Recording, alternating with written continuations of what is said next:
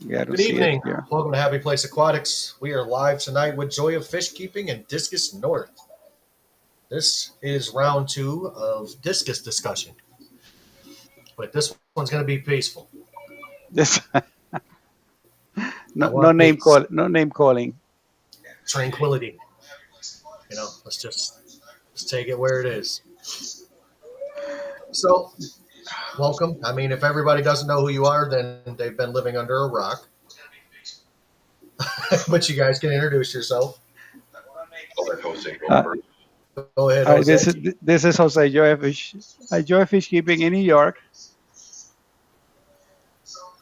And then we got Sean at the top of Discus North, who I'm in Canada, north of he's the in border. Canada. He's way north.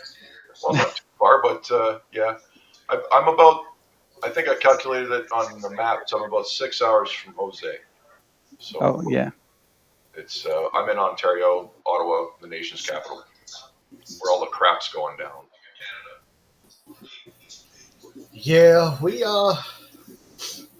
so I will definitely let you gentlemen just get at it. Let's talk discus. That's the purpose of this, was to talk about your guys' styles of keeping discus versus mine. Okay. Mine's simple. Yeah. Go ahead, Sean. You can start. You have three, right, Jim? I have four discus. Four. 75 gallon. 75-gallon, two large 60-gallon sponge filter, fake plants. Okay, so Clay sand for substrate. filtration. That's good. You're over filtering, which is key. And it looks Correct. clear. It looks clear. Definitely clear. I keep it that way. For your fish level, you've accommodated your fish very well. It looks clean and clear in the way I like it. You got nice thin gravel. I don't see anything wrong there. But if you put like me and Jose, we got like 20 fish in our tank, right? I only got 90 gallons. It's not much bigger. So my filtration's through the roof because I'm overstocking like a madman. Therein lies the difference. But nothing wrong with sponge filters. You know, a lot of people down sponge filters. I don't have a single issue with them. I've run them in just about every tank I have. Yeah, they're fine. I've actually got them in tanks all over the place here too, in different kinds and variations. The ones I tend to like are the shielded ones with the power head on top. Yeah. Those things are amazing. I've got one in my discus tank. It polishes my water. Like, I love the thing. It's the best sponge filter I ever found. Cheap little Amazon solution, you know. But it's been a big part of my discus tank. Yeah. Good. But I have to run hang-on backs and a whole bunch of other stuff because I'm overstocking and I don't want to kill my fish. I can understand that. At one time I did have 8 discus. I lost them all but one, and then I bought 2 breeding pairs, and I have 3 of the 4 left. So I put them all at one tank. I said, you know what, have at it. I'm not going to waste 2 tanks on 5 or 4 fish. So I put them all in one tank. I've actually got some breeding activity in here. That's but beautiful. You're doing it right. None of them have survived. No, that's going to go on from the time I'm a year into where I first saw them start laying eggs, my oldest ones, and they still haven't learned their way through the process yet. They actually have to learn how to parent these fish. So there's a reason they're expensive, and they don't breed easy. Like, I got a couple angelfish right now, those white ones you see floating around my head. Yeah. I'll have babies out of those in a few months. You know what I mean? Because they're just instinctively good parents. They don't need to learn. It's just there. Boom, they just do it.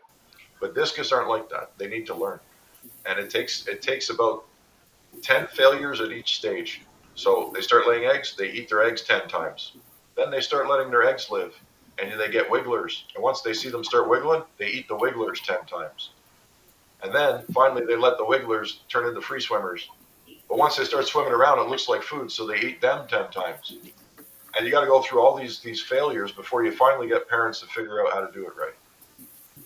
And that's discus breeding in a nutshell. Yeah, I think in my case, just to put it out there, people are listening. I'm not a discus snob, as some people would say. I like discus. I think they're pretty. I wanted Marines at some point, and just the colors and everything else, but just the cost of getting involved in it and space now. But I think that this is the closest thing you can get to Marine in terms of color. But like Sean was saying, this I've always had this one pair in front of me right now with eggs. A lot of the eggs got fungus, but they're still taking care of that. I don't want to take them out and let them start over. Let them deal with it. They eventually eat the eggs. But that's one of the things I've had fry about 2 3 weeks. They laid it again. They laid eggs, and then again they ate the fry. And a lot of the times in the in the tank behind me, I may have 2 or 3 pairs that are with eggs at the same time. They get to wiggle a stage, but of course the other fish they finish them off anyway, or the parents do. So I'm not too crazy about breeding. Sometimes more because of my wife says put them out to breed. Maybe they have babies from a particular nice pair, and if it happens, it happens. But it's I have a few YouTube friends request to ship out discus to them, and some of these guys make it. Yep, yep. I have you on the list too, Jim. Thank you. You and Jesse. Keep trying. You'll get there. They Yeah, just have to I've a had. bunch of times first. And Yeah, that's I have some back here that are about 14, 15 month old that were born here. yeah, But again, it's again it's easy for them to lay eggs. They just do it. But then getting the babies to grow up is just so many things involved that it's a yeah. challenge. But Getting the babies to live the first 30 days, and I think it's all about the water again. And so mhm, my approach going forward this spring, like I haven't spent any money on fish this winter because the expenses up here are getting dumb. But spring's coming, I'll be able to start shifting money back that way, and I'm gonna build out a system that makes pristine water all the time, and then breed them in there. And watch, I bet you the 30-day syndrome is gonna go away, and the fry are gonna live. Because if the adults, if a 3-inch fish needs it, then a little tiny like millimeter fish gotta need it. That's my thinking. I'm gonna try it. I'm gonna test it. Let's see what happens. But I can get them to lay eggs. I can get the eggs to hatch. I can get them to wigglers. I can't get the wigglers in 30 days. So that's gonna be my next approach. It's gonna mhm, be UV fed water into the breeding tank, and I'm gonna use 60 gallons. Probably gonna turn the 65 gallon into just a breeding tank. The plan is to bring it upstairs, put it beside the 90 because they're identical. They're made by the same company, so it's gonna look good. I'll put them right beside each other, and then I'm going to link the 65 into the 90, and it's going to use all of the existing UV and cycle the water through. The water will be the same. I can plop the fish from one to the other. Nobody will care. I think it's going to work out. I'm not going to shock anybody, and I'm going to give the babies the same water I'm giving the adults right now. I think it's going to work, but we'll see. what I think one of the biggest thing. I mean, other than having good overall good fish keeping habits. Whatever I Okay. think anybody that can keep fish in clean water, to start basically there, can take care of this because I don't think they're any different than any other fish. I kept all the fish the same. I think probably my first disc is I got like an 88 or something like that. Kept them alive for a few years. Then you get kind of, I lost them eventually because I just got kind of lazy and didn't change the water for a few weeks. And they eventually died for whatever the reason. And we were not testing in those days. We were not testing chemistry water, the water chemistries. It was just you just did what you got to do, and they survived pretty Yeah, much. You didn't overthink it too much. But I think too many people get so crazy that this is they need this, they need that. They do need clean water. We got to start there. But as far as New York City water is a 7.4 pH, I don't adjust anything. Just temperature match the water coming in. yeah, you're good. I Yeah, I have been starting UV. I've been thinking about it 4 or 5 years, and I did a bunch of videos, more as an introduction. But I've been reading and learning. Kind of got a push start from Sean because I know he's been using. Or sometimes you just need somebody to give you the little push. But I have all the necessary parts for the 120, so I just got to have the time to get it started. So maybe tomorrow, between today and tomorrow, I will get it hopefully started. The other ones already have UV going. And I just again, just to decrease the chances that you may have disease coming along. But it's again like anything else, whatever works for you. If you find that is useful, you use it. If not, you do whatever you've been doing all along. I've been breeding cichlids basically, mostly South American, and some African. Uh, Go right ahead, Sean. I ain't worried about it. But I've learned that after a water change is when I get the most breeding activity. Yeah. So I notice it's actually when like the last tank that I'm doing is that tank because the water isn't as warm and it's kind of chilly and it kind of sends them into a frenzy of breeding. Yeah. So that's where I get with those. So I know that the discus is a little bit of a learning curve because this tank is at like 82 to 83 degrees. Um, so I don't know if cool water sends them into it as well. I don't do maintenance on this tank as often as I should. Not even gonna lie to you. I do this thing every 2 weeks. You There's want to know four how I fish. trick mine? Do what? My trick for triggering egg laying behavior? I'm not even doing it right now because I don't want it right now. So, and they're not laying right now. Little But love potion number 9. the love potion number Yeah. 9. That's what it is. I got some love potion. It's the discus trace from Seachem. I throw I do a full like 80% water change, bring it back up. Nice clean water. They're already excited about that. And I put 2 caps of that in my tank, just a bit, not the recommended. They tell you to put a whole bunch up in the bottle. You don't need. You just need to like sweeten up the air. It's like putting roses in the air for them. And then Which one was that? What was they that showing? Which one? C discus trace, Seachem discus Oh, trace. the trace. Oh, yeah, yeah. Yeah, Every I couple usually caps. I do that as a routine. I think twice a week I add it as a supplement. Yeah. When You I know do what? that, Also, I never add it normally, but if I want them to get rowdy, I do that, and they kick right in. yeah, Yeah. definitely water change seems to trigger, just like it does with most quarries.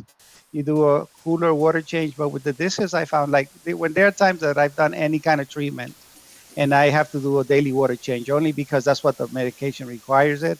I find that that's when I have most breathing activity. So I think it just simulates floodwaters and rain in their normal status. So I think that triggers it. So that's probably why it does it more.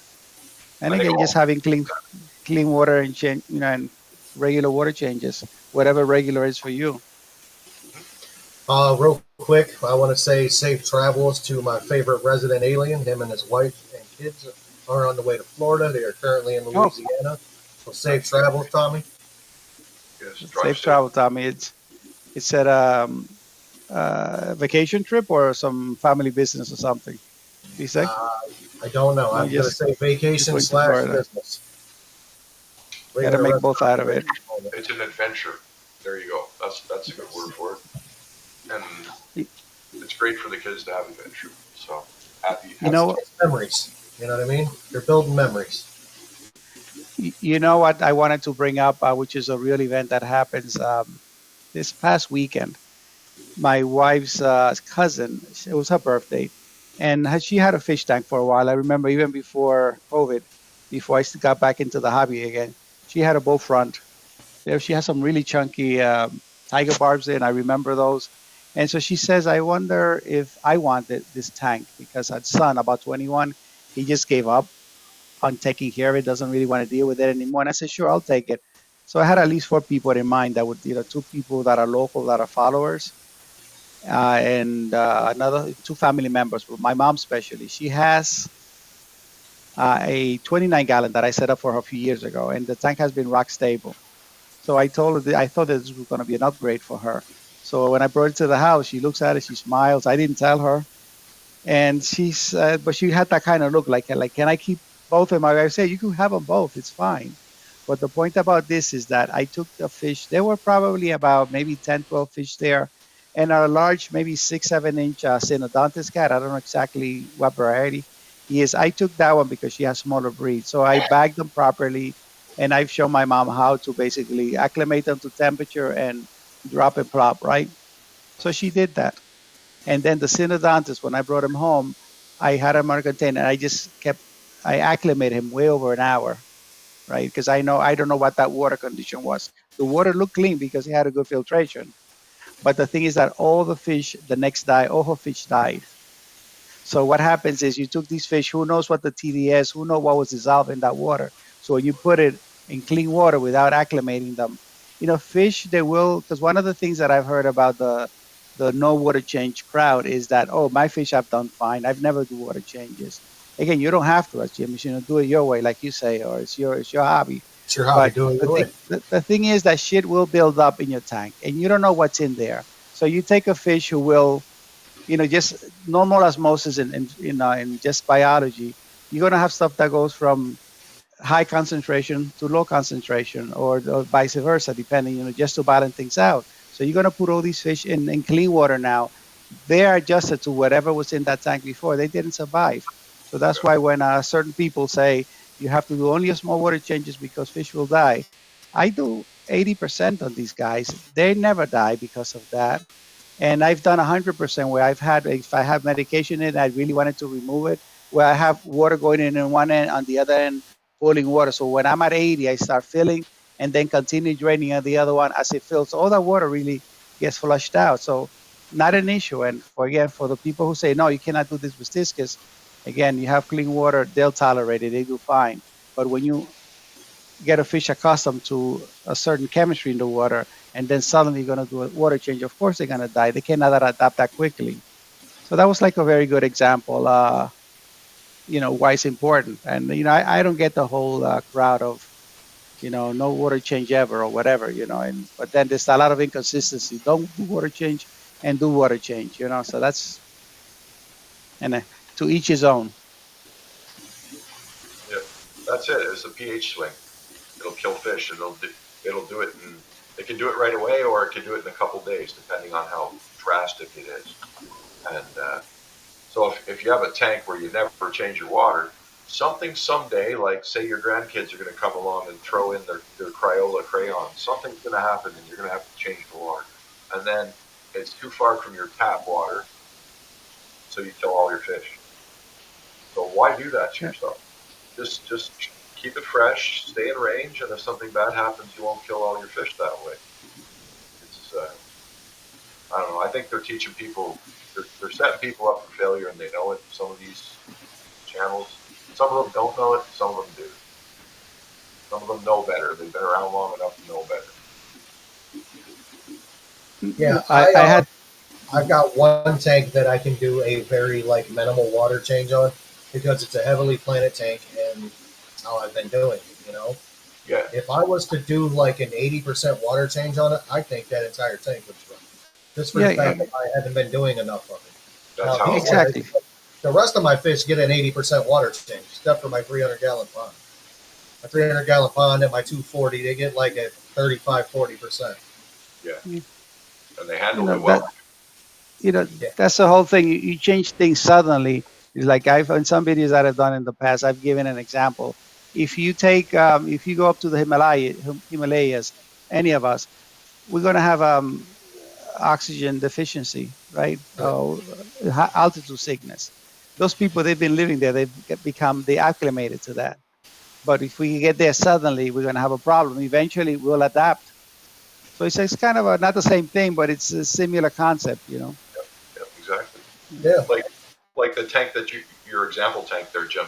If you wanted to bring it back, you would say you're doing a 10% water change once a week. I'd start doing a 10% water change twice a week. And then I'd step it up to a 20% water change twice a week. And every week I would step it up 10%. And eventually you're back to a normal tank. As long as you don't shock them, you can get them through it. Right. But you have to step it through that way to bring you back. If you wanted to. If you don't want to and you like it that way, that's fine too. To each their own. But like I said, I think that's a disadvantage because one day something's going to happen and you're going to have to water change that tank. There's going to be some manner of a catastrophe. There's a million different ways that might happen. But something always happens to us. A filter failure, an air pump dies, something, a heater, and then we have to water change. And then that particular tank's at risk because you can only change out 10%. You might not have enough available water to keep, fish. So that's why I stay on top of stuff. I don't know. But I also run expensive fish. So I'm a little more lazy with the Oscars because they're a little more tolerant. Oscars are a lot more tolerable than discus. That I'll give you. I have some F1 electric or yellow banded Acara. They're wild caught. Those guys have a way different water tolerance than the other ones I have. So now I have the other Acara that I have in the tank. I have them all getting acclimated to their water parameters, and it's actually not very hard, you know. Yeah, So you just they need to they need flow. Is what that tank needs, and it's got a lot of flow. good. Yep.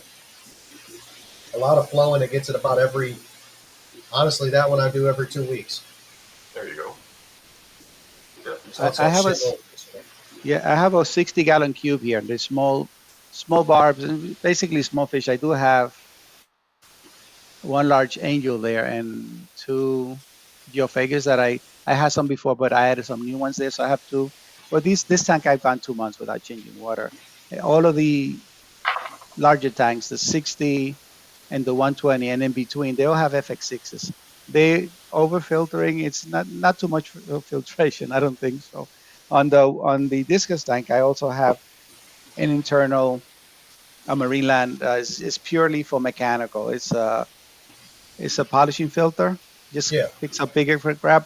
And with the UV, I have an old 38-year-old. It still works well. A Eheim canister filter, which I'm going to use that as a pump to drive the UV. So it'll be extra filtration, but I don't think over filtration and especially an overstock tank. I think I probably have about 27 discus in there, and most of them are large. And they do well, and it works. So I'm not going to change anything if it's working well. yeah. If it ain't broke, don't fix it. That's one of the things that I enjoy. I Exactly. can make what I have work. Like I take the aquarium co-op sponge filters for just an example. I've got them double and triple stacked in a tank with a power head on the top of it. yeah, Yeah. So, I mean that thing is flowing probably enough to filter 300-400 gallons worth of water. Yeah. I have a canister filter on it, which is another 200 or 300 gallons of water. And then I have a power head moving everything, or a wave maker moving everything around as well. So I've got flow, I've got filtration. So I mean, perfect. it works You for me. It might not work for you, but it damn sure works for no, me. but it needs it. And all the FX6s, they're not turned fully on because with the discus, even I have the jets at one extreme of the tank so that it flows lengthwise. I have spray bar in all of them, and I don't have them fully, at full blast. It's a lot of flow, especially for the 60 and the 65. But again, it's great filtration. The one behind me that you're seeing on this side here, I I did that one with white sand, and I never have to do any cleaning at the bottom. As we said before in the last one, that occasionally I may do a father swish method, the swish method to pick Yep. up stuff from any pieces of wood that may fall on the bottom. But it doesn't really. I don't need to do any bottom vacuuming at all. It's something that I was talking to Sean the other day that I'm planning to. I would like to do white sand on the disc because it just looks pretty and I don't have to do too much upkeep on it. But I just don't want to mess with the plants. They've been growing well. And if I have to remove the gravel, which I like the look of it anyway, but it's just that the white sand does look nice and it Just, keeps pristine. just, So just get some little I, white gravels and sprinkle on top because the gravel I will sit on top of the sand anyway. oh, I see. Yeah. Yeah, the sand always goes to the bottom and the gravel always sits on top. Hmm. So if you put a little sprinkle, but hey, I just do it because it hides because they poo a lot. They poo a lot. I would be in there. I'm OCD. I would be in there all day trying to get the poo out. So this way, I don't have to see it, and I don't lose Hmm. my mind. So that's why I do 50-50 mix. But I want to get little wave makers to push the stuff along the bottom, keep it up. I Yeah. want to put low ones in my tank. That's coming up next. That's a good idea. But my Oscar tank runs sponge filters. It's almost entirely operating on Powerhead sponge filters. They were three stack, and I reduced it to two because I noticed one wasn't doing much work. And plus, it was so long that the Oscars kept smacking into it. So I reduced them to two. Now they're good. But there's two of those. One of those Powerhead sponge filters slash UVs, and a small hang-on back off to one side, and then I'm circulating water through the barrels. There's a lot going on, but um, yeah, downstairs is largely sponge filter driven. Yeah, Yeah. but At The some sponge point, I have. Oh, go ahead. with I myself. said all the other seven tanks that I use for breeding, quarantine, and quarantine for breeding and also for treatment, they all have sponge filters and they do quite well. Yes, and it's just the on a small tank, it's unsightly sometimes. That's the only reason why I don't like them, but they do quite well. They do very well. But I do have a preference for canisters anyway. But that's just my own preference, you know. Welcome in, Mark File. I like songs. Yeah, I a lot of people a lot of people are like, oh, the sponge filter takes up room. The sponge filter's ugly. Sponge filter this, sponge filter that. I'm like, you know what? Look, It's doing a job, if you don't like it, don't use it or hide it. of course. Yeah, you can put plants up in front of like around. You can That's why mine are sitting behind wood plants. or get some wood and sort of hide it. I do a lot of that with my stuff. But yeah, I'm more about function than form. I don't care how ugly it is, as long as it makes my tank clean, I'm game. So sponge filters don't bother me at all. I got lots of internal stuff going. Yeah, I'm I not an think aquascaper by any means, so I don't care what it no. looks like as long as it functions. Clean water and beautiful fish. That's what I'm after. Yeah, I think this is Jesse's line. I say he keeps fish to keep fish, not tanks. Yeah, Jesse, if that's correct, I think that's his line.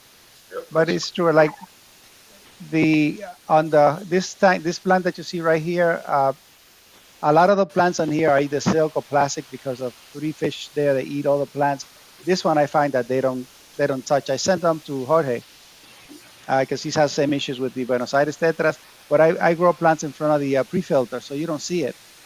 So this plant has done well, and I think I have I've been able to spread it out to other tanks. Right, he just hides the equipment back there, and he does pretty nice. So that's one way of doing that. yeah. It Now looks great. yeah, It takes thank the you. eyes away from the equipment. Yeah, exactly. Yeah, I'm So going to with the other ones, disagree with you there, Jesse. He said that sponge filters don't do good at taking out particulates. If you use a coarse sponge filter, it's not going to. no, I find that it does like well. Just when you take a sponge filter and you squeeze it out, you see all the crap that comes out of it. It does, and if you use a thicker sponge filter, it certainly will. The only bad thing about it is like with these tanks, just probably once or twice. Yesterday, I cleaned them all out, but you just have to do the maintenance on it. The tank behind me, this one, I'm going, I think, on 15 months, about 15 months since I changed the FX6. I occasionally, every few months, I take this fine uh, stuff, the fine floss, and just cover it up again. But it's probably today or tomorrow I'm going to service those filter. But all of them are minimum is 7 months, but they're between 7 and 13 months, 14, 15 months since I last did this one here. This was October or November of the previous year, 23. And when I looked at it, I said, oh shit. I looked at that. I took a picture of the dates, and it's actually quite a bit of time. So that's what I like about Canister is yeah, Christmas Eve of year 23. That's when I last did this one back here. Yeah, So I'm it's going to. This Discus tank with two sponge filter in it is crystal clear. So no, it's doing its job. So why change it? that's well. Jesse's over here saying that the sponge filter won't take out the same things that a regular filter will. And at some point, yeah, if you've got a tank that is just completely packed full of fish, sure, it's not going to happen. But if you're running on, like certain tanks, you'll be okay. Like my Planet tank's got a 60-gallon sponge filter in the back corner, hidden by plants. You can't see the thing, and I swear you probably could drink the water out of that tank. It's so clear. Oh, it tastes better too. Fishy water, yeah. But no, Why there's not? water is very clean, and it's certainly doesn't hurt the fish. It won't hurt you. There's always stuff in that filter when I take them out and clean them. Always, and it's not small shit. It's usually some pretty decent sized shit too. Yeah, yeah. They do very well. You can, I mean, for everything. There's one thing for everything, and certainly something for everybody. So In the words of Jesse, if you don't like canisters, then you. You know yeah, what I yeah, mean? exactly. I sorry, I'm not a big canister filter fan, even though I got a shitload of them. But Yeah, I could but run my 240 on sponge filters. I probably would, mhm. but I would have to line the entire back wall with sponge filters because there's a lot of big ass fish in.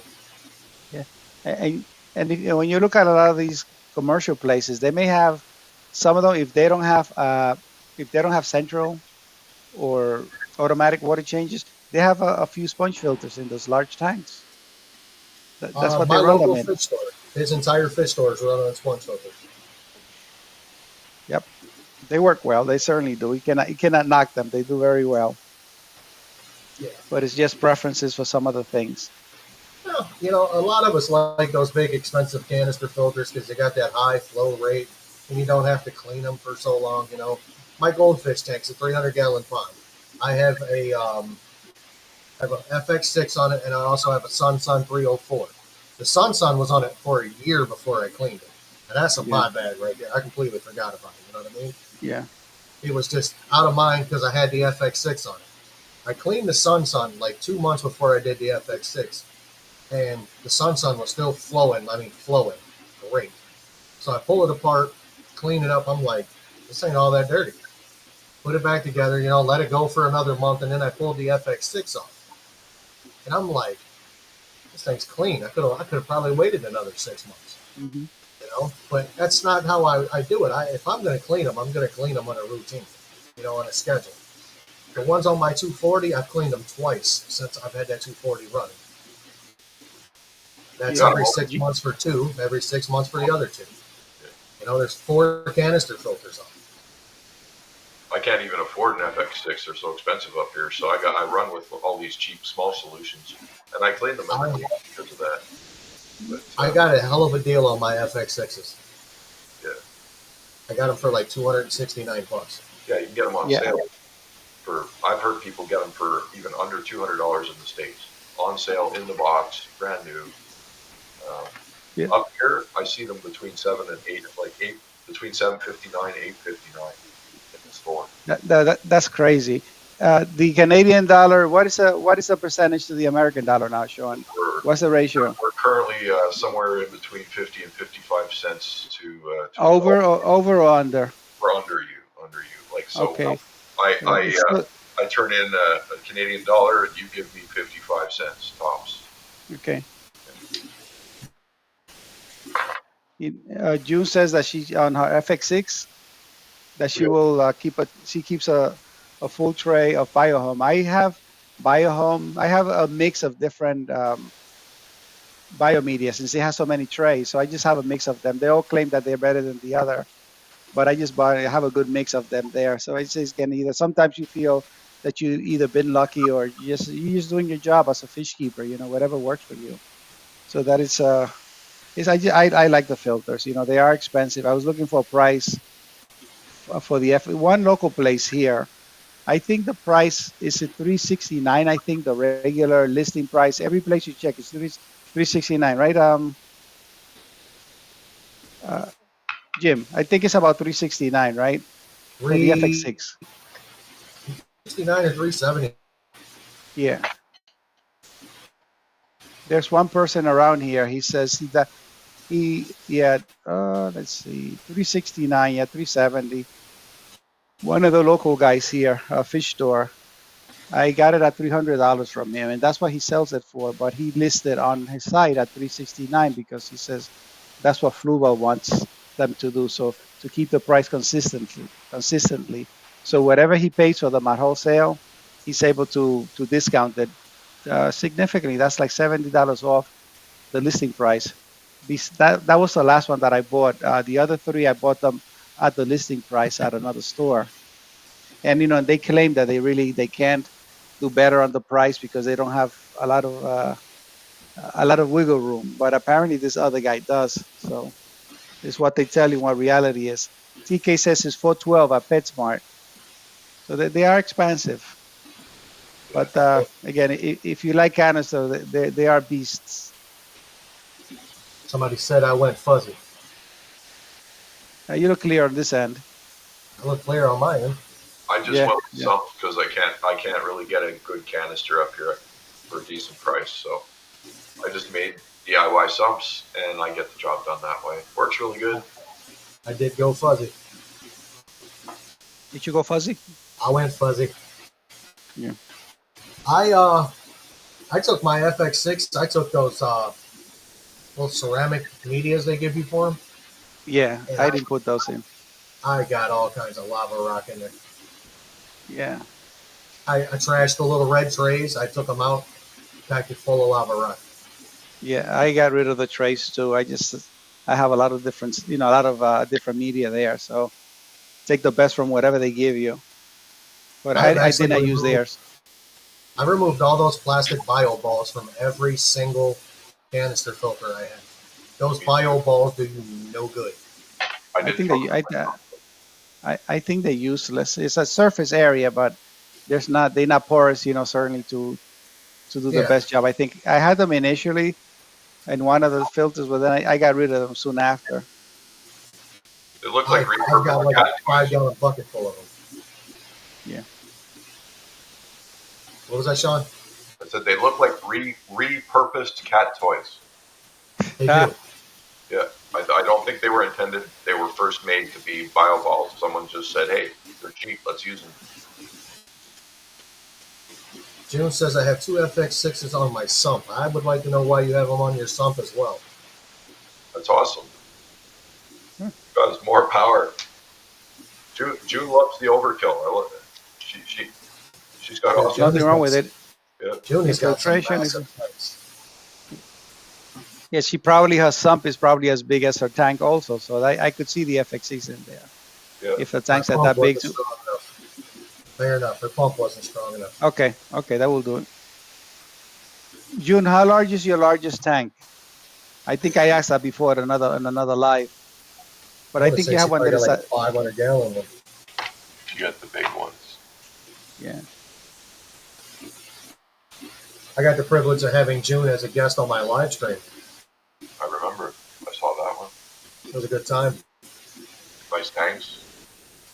Nice tanks, beautiful fish, good company. I enjoy doing these Absolutely. live streams with you guys. Me too. Thank I you. really do. I All don't of do you it guys very are often, phenomenal. but I enjoy it when I do. Yeah, I was saying Hopefully. the last earlier. I think it was a live with Jody P was on with Whip, and I said that I was just chatting back and forth with Didi, and I said with Didi, yeah, that since I got involved with YouTube, is you have a lot of friends, and never met you personally, but my between family life and work, I don't really have any real friends that I hang out with, or I chose not to. So as I go to work, I come home and do whatever I need to do. But when I'm home here, actually, it's a good way to fill your mind and keep occupied. It's been fun. It's been fun, and I'm really looking forward to going to the Clash and some of these fish events, so I can meet a lot of you there. I will Who have been, probably go to the class. you probably will. I probably will. I was going to Oh, go to Aquashella, but some events arose that is keeping me from going. So I will probably go to the class. And that's what I've got I've got a situation that I have to handle. You guys, if you guys are channel members, you'll find out on the 25th at 9 p.m. Eastern. It's the members okay. only video. It's something that doesn't really need to be to the public, but just to, give everybody a heads up of what's actually happening at Happy Place Aquatics. And I would love to have a 450 gallon tank. Yeah, June says that we're her only friends. I think that's about. I think I have one guy that I call a friend from high school. We already live in the same neighborhood. He eventually wound up marrying my ex sister-in-law, and there were some things. Everybody took sides, and I just kind of kept to myself. But I see him sometimes at funeral events and those kind of things. But we still, it's like nothing ever happened. But he's really the only guy that I really kept as friends. But this is nice. A lot of people you would never meet, like Jorge says all the time, Mexicali, that you get to meet people that there's no way in hell that you would have met them otherwise, Absolutely. which is great. It's a great community and it's fun. It's good when you can get along and have a civil conversation without being, a bunch of hard headed individuals. Hmm. You know, I do have one friend. I actually have two friends that are about the about the same amount of time. I've known them both about 23 years. One got married, and I had really, we don't really hang out as much anymore. And then the other one I used to hang out with all the time, and then some events happened, and yeah, still my friend though. I can call him right now, and he'll be here like that. So it's hard to And find good people. no, that's the great thing about good friends that you don't have to see each other for maybe 10 years, but you know that when you call that person, they're there for you. Sometimes better than family. Sometimes. So Friends take too much time. Well, sometimes you got to make time. Sometimes you got to have that hard-headed conversation with people. So there's yeah, that, right?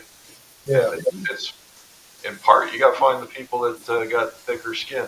They're not like emotional all the time. Every time they hear something that makes them skip a heartbeat, they need to go and change something. Yeah, there's a lot of there that. was You know. yeah recently Scotty from Racing Fishes. Mm-hmm. He did I think he put it on a short video that he did during the first life State of the Union address. Yes. He was saying that the Democrats, he was just it was a political thing that I choose not to get into. But the comment was that he says that after that, a lot of people unsubbed him, and I was texting him, personal, and I said, Scotty, I didn't agree with whatever you were saying, but it doesn't mean that I don't have to dislike you because you have a different point of view. This is correct. what makes us different. If you disagree with somebody, you can either keep to yourself. Don't say because that's his opinion. Doesn't mean your opinion is better than that other person's opinion, right? So, Uh, but again, you don't have to dislike people or get pissed off at them or unsub them because they didn't like what you said. And the thing is, he didn't say anything wrong. What he said was very No, no, accurate. It was he very did not. accurate. It was very accurate. Very accurate. It was well said, and it just hmm unfortunately But it is what it is. You don't have to like it, on either side. you can't please everyone. Like I've been hearing that my whole life. My mom used to say it, Sean. You just can't please everyone. You can't make everybody happy. No. Because I used to be that kind of person when I was younger. Because I really did want to make. And we all kind of do, right? We all want to make Yeah. everyone happy. You But wanna, but that's not possible. he reminded me, no, no, no, stop doing that. You can't please everyone. And she was right. And I've stopped trying to please everyone. I'm just going to be who I am, just like she told me hmm to.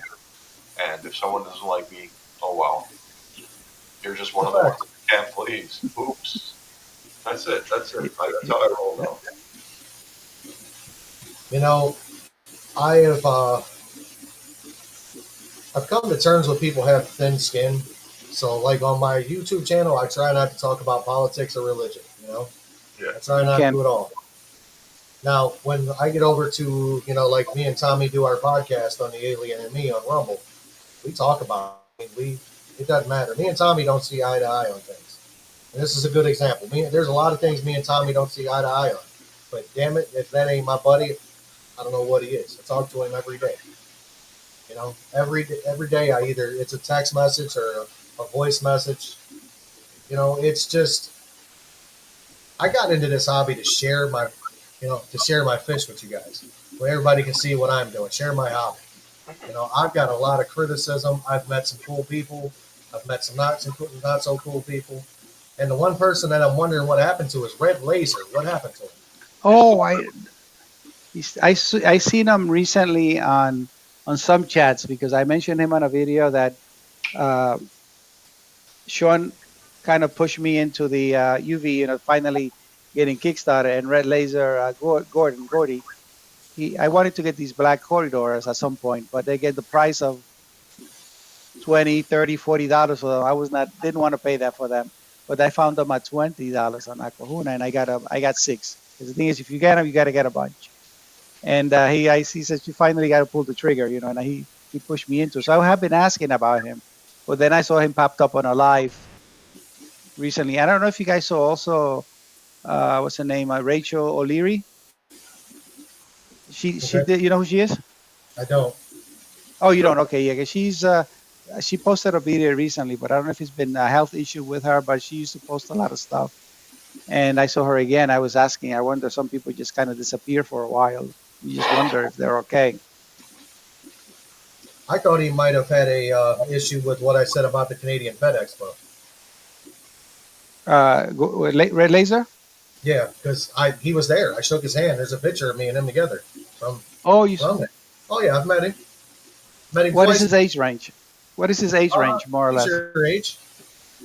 Younger? Okay. Yeah, he's older than me, but younger, probably around your guys' age. Okay. Okay. I mean, He's super been cool a. dude. I had like a 45-minute conversation with him. I met him Oh. the first time as Gordon was giving his speech at the Hamilton Aquarium Society, Mhm. and I came up there. We surprised him. I was up there with Joey, so I stopped with up there. We surprised him. I met him then, and then I met him again at the Canadian Pet Expo. I think honestly, I think I might have rubbed some people the wrong way. I wasn't. I'm going to be honest. I wasn't shitting on Canada at all. Mhm. And Sean, he was there for that live stream. I Yeah, wasn't shitting on Canada. I was just saying that they made this out to be something that it wasn't supposed to be, or it was supposed to be that it wasn't. You know what I mean? yeah. It's a large reptile show. It's a large, cat and dog show. But as far as everything else, not at all. That's when I saw the fish section on video, I was disappointed for you. I was like, oh man, you traveled for that. That's disappointing. You know what I mean? Like I it was spent eight kind of hundred nice, dollars but to go. there was nothing there. Yeah. It cost So me $800 to do that. yeah, that's unfortunate. So I don't blame you for feeling disappointed, and I said that too. So I would have if I went from here. It's only 4 hours away from me, and if I went from here to there, I would have been pissed off. I would have been. I would have walked around the place mouthing off at people because it looked stupid. But oh well, you can't be honest anymore, right? No, man. And then when you have Up everyone's arse. and then when you have an opinion about somebody, that is your personal opinion. I'm sorry. First impression is a big impression. Yeah, Yeah. If you give me a bad first impression, you're not getting a second one. You know what I mean? First Yeah. impression is the lasting impression. And the person that I mentioned in that didn't even mention their name in that live stream. You know, gave me a bad first impression. So I don't have anything. I don't have no ill will towards them, but I'm not going to go out of my way to be like, "Oh, how you doing?" No, I tried. It's over with. Enjoy. You know what I mean? yeah, There have been people in my field that I have met them at first, and I said, they give off that air of being really arrogant at first, and once you Huh? get to know them, you warm up to them, and then, and I've told them, I said, listen, I thought you were really arrogant. It's like some surgeons and some doctors I've worked with, and they say, it's funny because a bunch of people have told me that, but they don't feel that they're that way, but it's just sometimes it's an air about people, but if you don't have to agree with everybody's views. They just accept that they have the right to have their own opinion about people. And I think with religion and politics, it's just safer just not to not to discuss it because people do get really offended if you say anything bad. My country sometimes can be really difficult with the politics, and people sometimes will literally have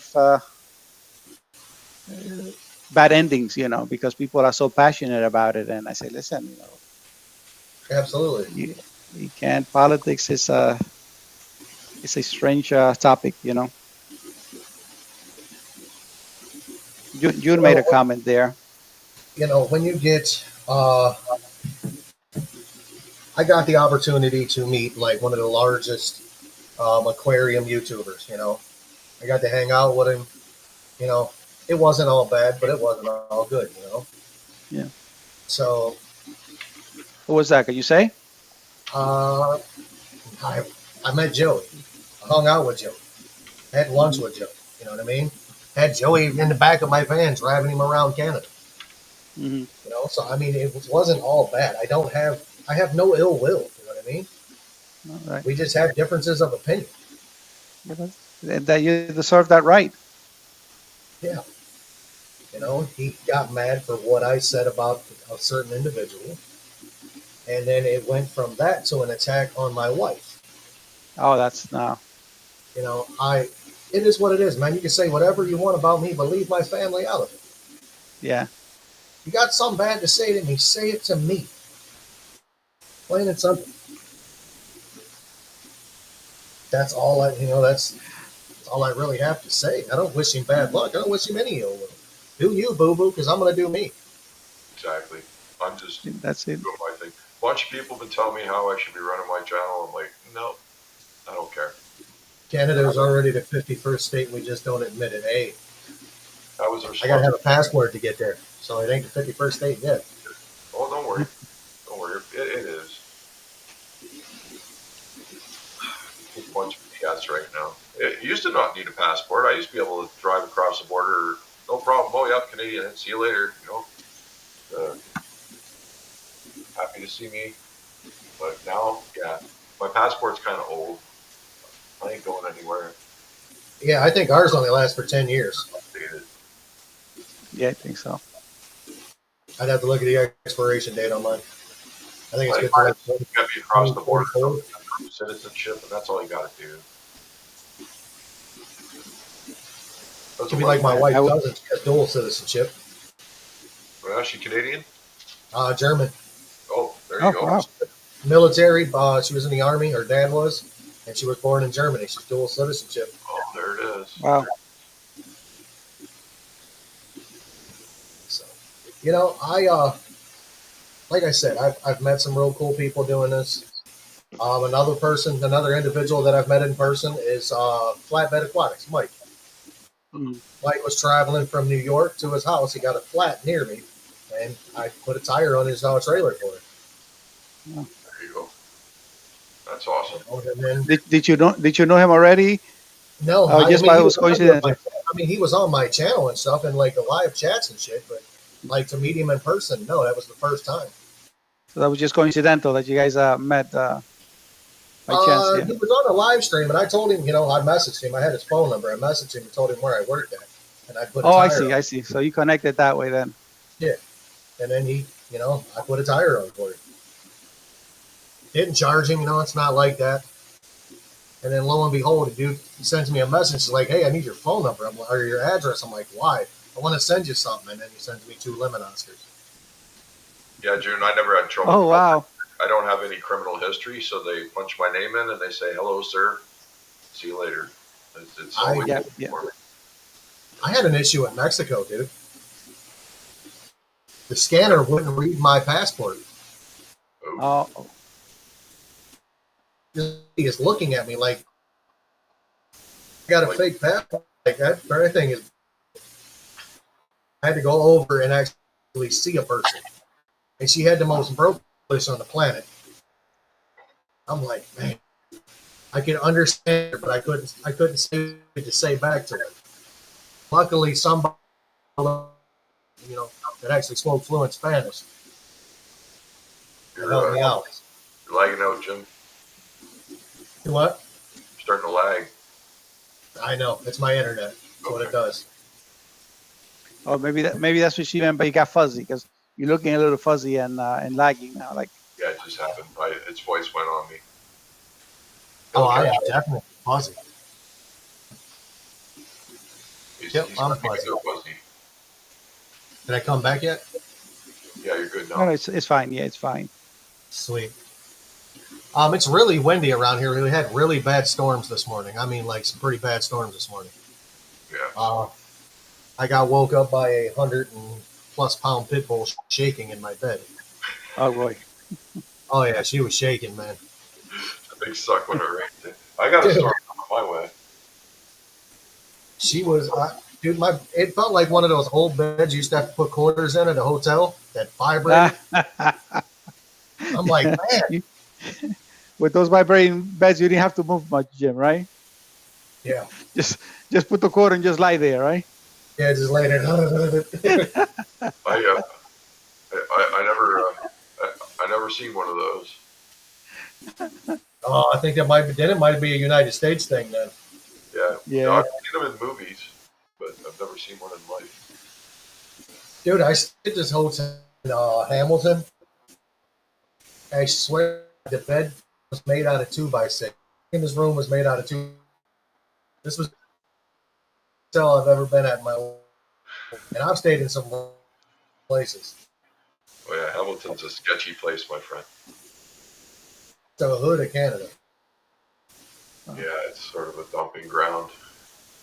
A really nice restaurant. Not like a really, but like it was like a shit. Had the best food I think I've ever had. Yeah, that happens.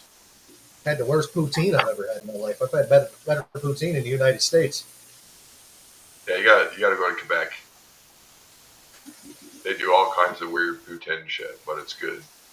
Toronto is not the place either. No, it's too far. I'm on the Wasn't border with playing Quebec. around. I can get good poutine.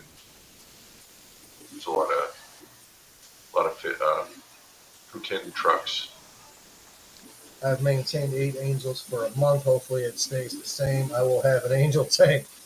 Water changes every 3 days. Why every 3 days for the angels? Angels, yeah. You know what? I Oh, cannot, I cannot keep an angelfish alive. that's strange. Really, they're Seriously, easy, I every think. angelfish I have had gone. You should be able to do it now. You're keeping those discus alive. I'll have to try. Pop I one in might there. try again. I might not. Pop. Just get one good healthy one. Pop it in your discus tank. Just one, just to break the curse. I had one. I did a video recently also on this angel. It's a Bulgarian seal point, Uh-huh. huge fins. I have two of them. One of the regular fins, and then the long fin. And this guy was just beating up on everybody, and I had him on a tank alone. And then I decided to put him back here in this tank with a zebra angel. And the zebra was apparently a female because she started following him, and they've been together ever since. And he calmed down. Then I decided to put him in the discus tank. There's one more. I have a glow angel in there. He's growing nicely, but I thought that he would become a victim to the other guys. I said, let me try it out, and there's no issues with the three of them there, because I've decided just to keep one per tank because there's always aggression. Sooner or later, one more dominant one. So just to keep the peace, I've kept one. But there's three of them in the 120 now. They're doing pretty nicely. They're getting along. Never know. The two I put in my discus tank, they were picking on my blue discus specifically for some reason. It's like they hated blue discus and they were picking on them.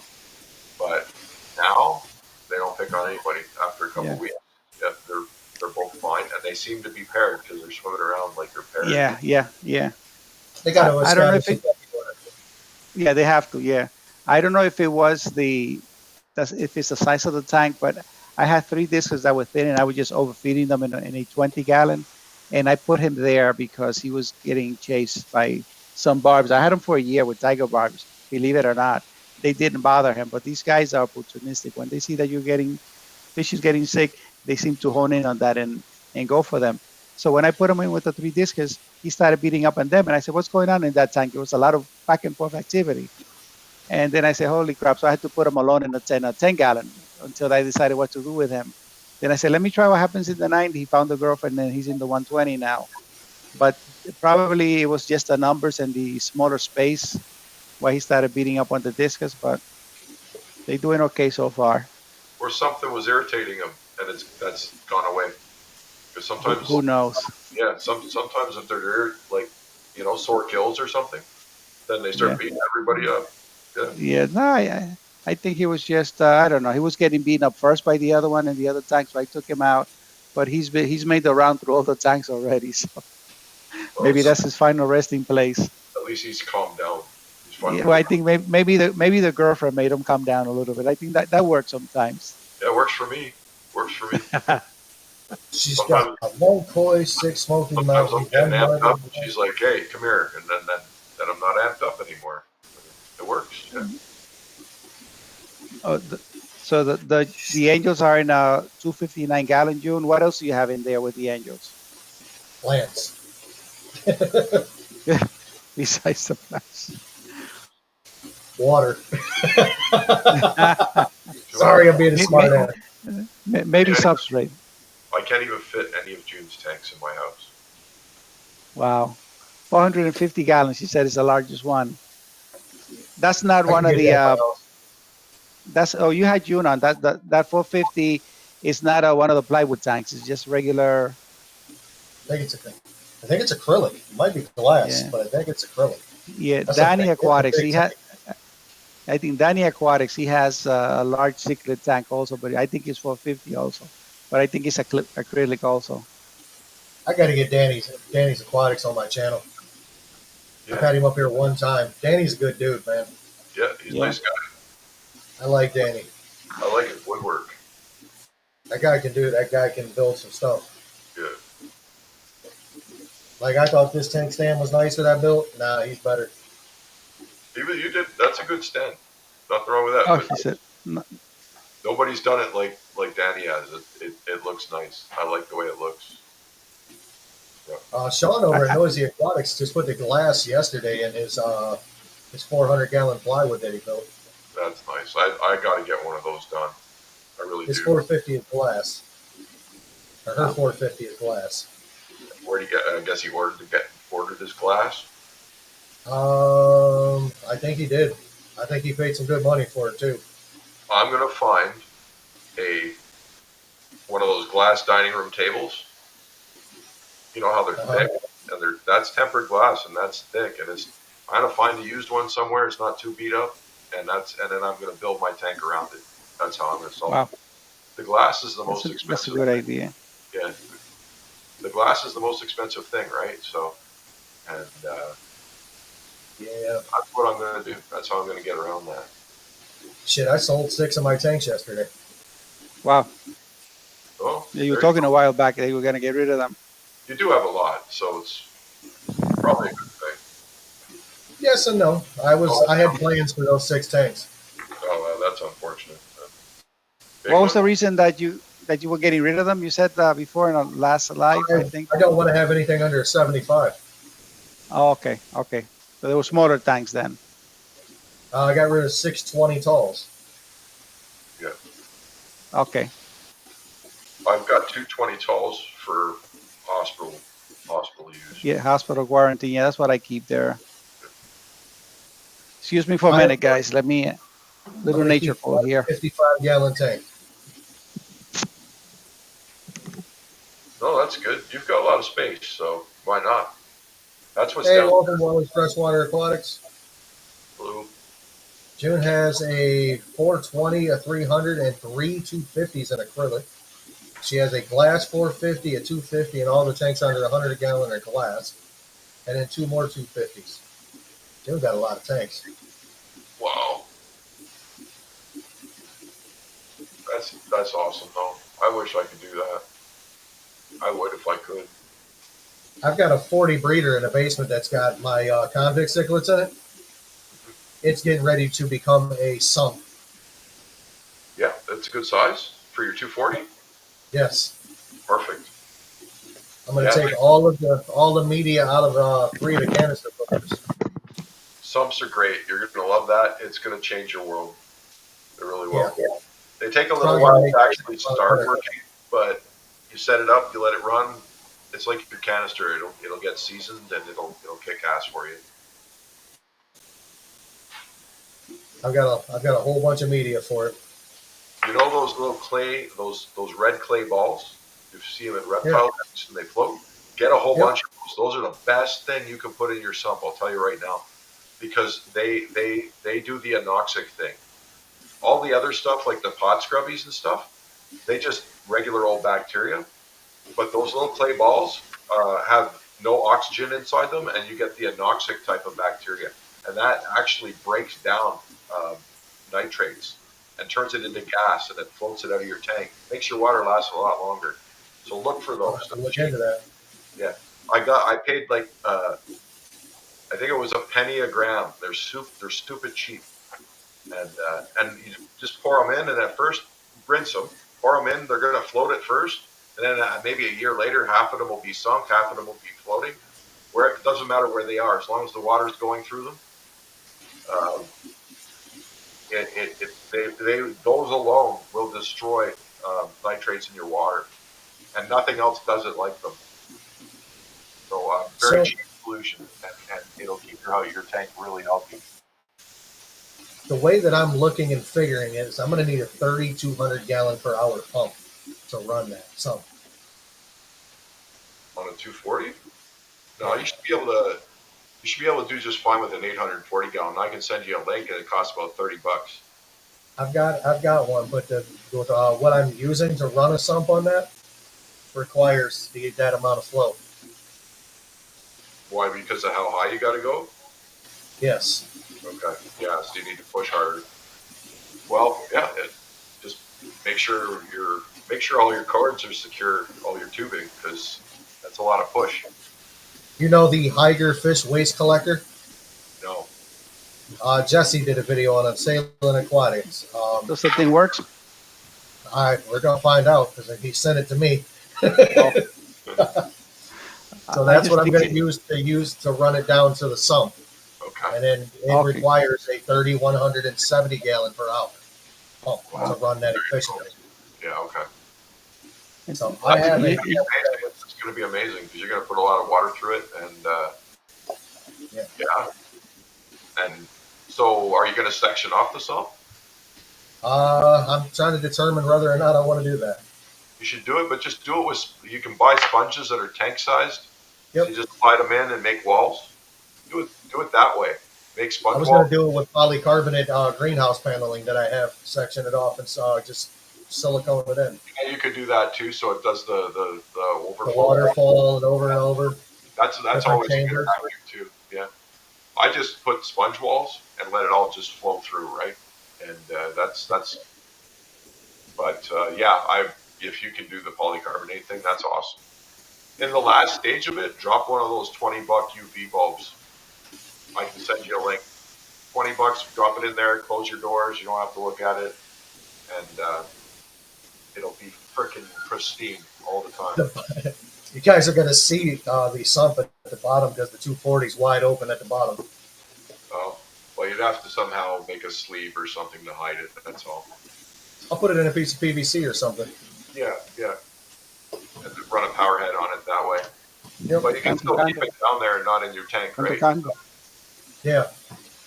But yeah, it's $20. You can't go wrong. And what power heads you can get them for $5 in some places. So just The ones I use are $20. They're like $19.99. Yo, yeah, right. there you go. And then you DIY it on one end of the PVC and drill some holes in the bottom cap, and you're done.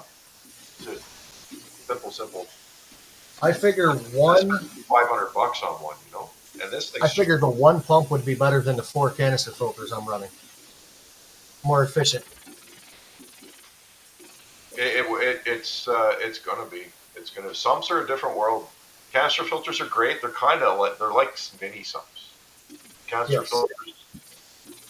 There's a lot less volume inside. You know, a sump is a super canister filter. Really, it's not much different.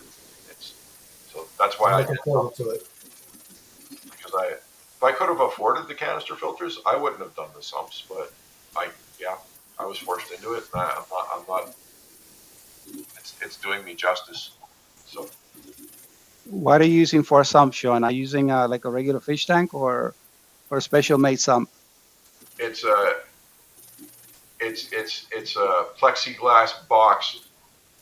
Okay. It's a trash plexiglass box that just happens to fit underneath my 90-gallon. Okay.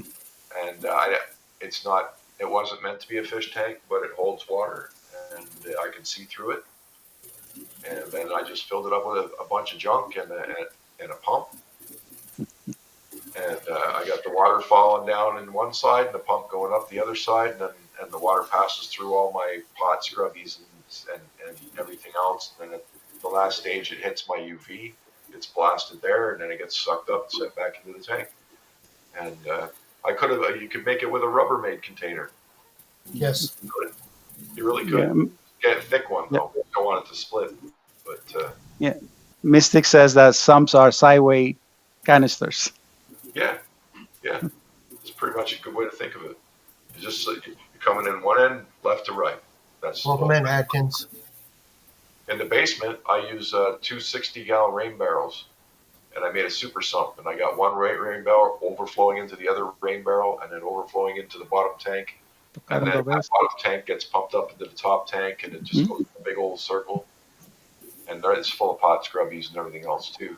And anything I could find that was biomedia like, I put in there. I've even got porcelain tiles that you put on your kitchen wall. Yeah. A bunch of those in there. They got no finish on them, so They're very porous. Just very porous. Yeah, they collect Ella, medium. ella está ahí, ella está ahí, Yeah, I threw out Right a bunch there. of ella está those ahí. barrels because I got them for free, and they work really good. And that pot scrubbies gravel, like ugly gravel that I didn't want to put in tanks. Welcome in, Kevin. And You know, yeah, I I would like to take my 10-gallon breeding rack that I have. It's got 10-gallon tanks on it. yeah, I would like to take it and run it on one sump system. yeah. Drill holes through them all and just let the water like trickle down like a rainfall through them all. Yeah, but getting them back up is going to be the problem. I would need, like, how would I get 10, get 10 tanks to fill up off of one pump is going to be the issue. I could draw you a diagram, but it's easy. You just put like say underneath all the bottom of them, right on the floor. If you got Yeah. a gap, get a Rubbermaid container, and that's where you stick your pump. And then the last tank you just drill the holes so they keep cascading from one end to the other all the way down. And then the last one falls into the Rubbermaid container. Then you put your little sump in there and you start pumping up, and it'll stay level just like it does in the tank in my fish tank right now.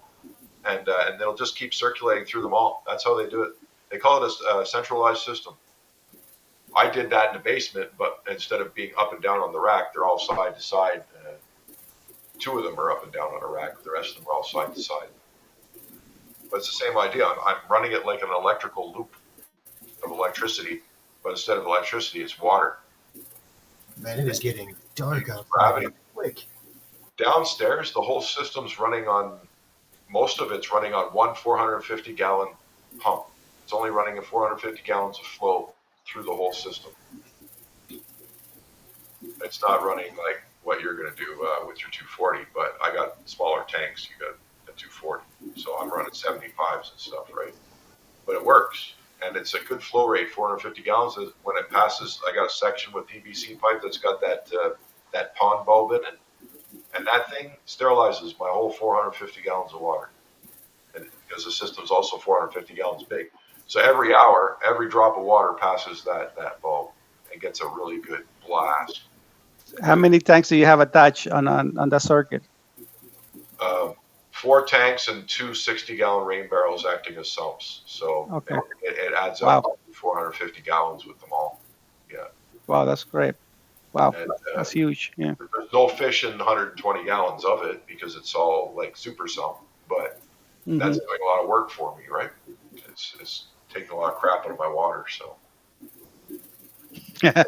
I like Joe. Joe says, I don't want to figure flow rate. I'll go with that's good enough. yeah. What up, Scuba? June got some convicts. Should have said something. I'd have sent you a shitload of them. That's me too. That's good enough. That's where I'm at. There's enough of it going through. It sounds fast enough, and yeah, it's only like 450, 460, and it keeps it clean. Those Oscars are clean all the time. The water's a week old down there, and I put up a video today, and it looks pristine. I got to do it tomorrow though because I'm feeling guilty. But the Oscars don't care. They're fine. I can wait a week. My 10-gallon rack that I have outside in the fish or out in my breezeway, it's ran off of one air pump and it's got 10 sponge filters. One air pump running 10 sponge filters. I mean, it's a 10. They're 10-gallon tanks with 60-gallon sponge filters in them. They're way over filtrated because I overfeed the fish that are in there because they're fried. Yeah, that's So you accommodate your load, right? Correct. Yeah. And I was trying to explain that, I believe, to Slim Tim the other night. I said, the bigger the sponge filter, because you're overfeeding the tank, it's going to filter the water better. I said, you're going to have to clean it less. The more biomedia you can have, the better. Correct. The more space, the more room. But I can understand. Some people are like, oh, that 60-gallon one, it's just an eyesore in a corner. So I blacked out the back of my tanks. They're all black all the way across. You can't see them. If you look in, you don't see the black sponge filter. You see the clear tube. Yeah. Aesthetics. That's all it is. And I really don't care about the sponge filter being in there. I'm doing the hobby for me. It's not really for anybody else's pleasure but mine. Yeah. Some people are really offended with equipment in tanks. I don't care. It doesn't bother me. Every time, like, I want them all. I buy all the filtration I can basically afford, and I run them all because they all got advantages. There's not one that's better than the other. There's not one that's worse than the other. Each one has a strength, and I want all those strengths applied to my tank. So I try and mix them up and use.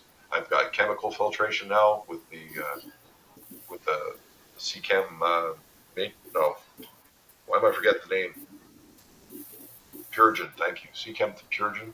That's Uh, my most recent thing, and I got Purigen, you know Purigen, right? yeah. Then Purigen.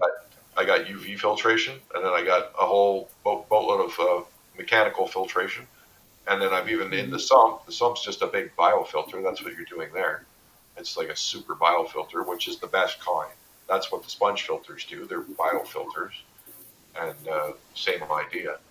So I mix them all up, and I think that's how you get the best result. Then you get the strengths from everything applied to your tank. Get a little bit of everything. Yeah, you cannot. I mean, overfiltration, I love it. Tanks are always clear, and correct. you couldn't do better. It's. I mean, right now, one of those 10-gallon tanks has an Oscar in it. I mean, Rusty isn't that big, but Rusty is in it. Rusty, that's the one Rusty's in? Yeah, Rusty's doing just fine. I have African cichlids in the other one. I've got 6 African cichlids in the other one. They're growing just fine. I change the water on the fry rack 3 times a week. Because they're 3 times a smaller, week? they need They're work. smaller. I'm overfeeding them. Right. Yeah. You They know, need I it more want often. them to have clean water. I want them to build a good immune system. I want them to grow. That way I can get rid of them. Different situation, different maintenance schedule. That's how you do it. You know, and I was trying to explain that to Slim Tim. I said, man, if you're growing out fry in a 10-gallon tank, you need to do the maintenance a lot more frequently. Well, why? If I've got, double the filtration. I said, you still have to do it. The water still gets, messed up because you're overfeeding. And you get crap in there. Yeah, that's the same thing we were talking at the beginning Yeah. of the stream, that the water could be clear. You're removing solid particles that are floating around, but once dissolved in there, you could only remove that by doing water changes and diluting that. And minerals also get used up, and Thank you, Mommy. all kinds of reasons. Fish needs it. I'm really not a fan of a hang on the back. Now, with that said, in my fish room right now, there are 3 of them running. Yep. I have one on my saltwater tank. Mm-hmm. I'm thinking about putting a sponge filter in. I'm not going to lie, you can run a saltwater tank on sponge filters. Yeah.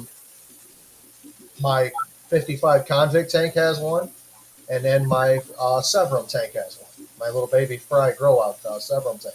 Everything else is either canister filter or sponge filter, or both, except for my Marine Land Hot Magnum.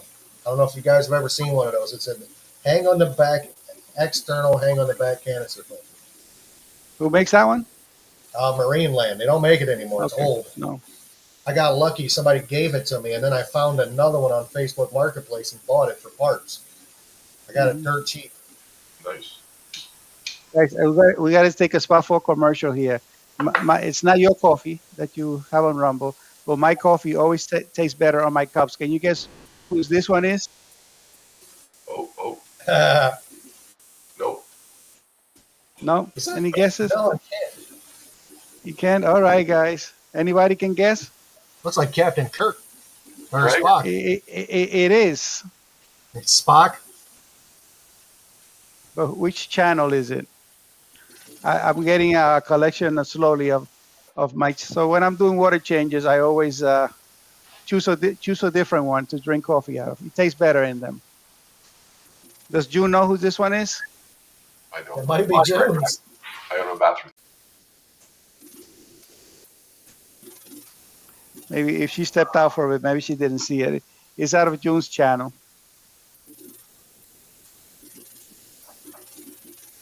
Yeah, there it is. My mug. Thank you. I told Ron from Garage Aquatics.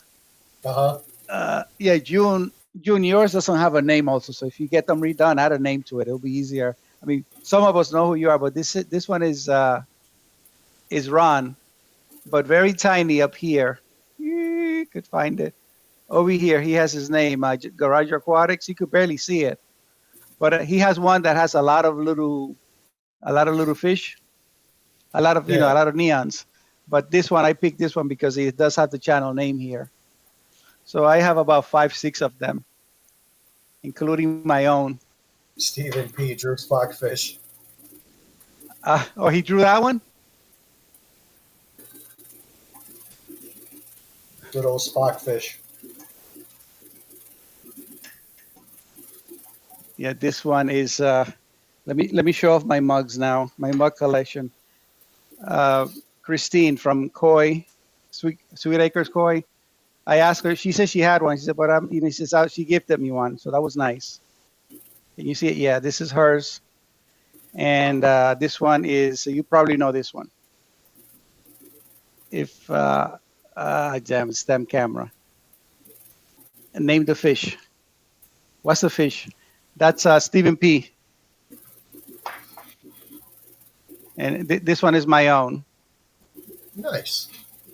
Yeah, I'm gonna have. I'm gonna send you one of these, Jim. I'm gonna, and you too, Sean. I'm going to. I have to go to a wedding to the Dominican Republic. My nephew, my wife's nephew, made these cups. He also did. He did Jesse's. He did Jesse's. This is another one. He did Jesse's logo. Oh, nice. Yeah, he did Jesse's logo. I don't know. Oh, that cup must be in the kitchen. Oh no, this is one. Yeah, this one is my one of my tanks. But he has the two logos that he made for Jesse. He has that one and then the other one with the Tiger barb. tiger bar. But I used this tank behind me, and I put his two logos on it. Gotcha. So I'm gonna once I get them done, I'm gonna send them out. Also, I'm sorry, I'm off camera here.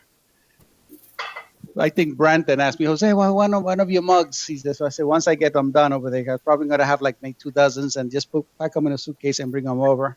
Less expensive too. Yeah. The image, is it printed under the enamel?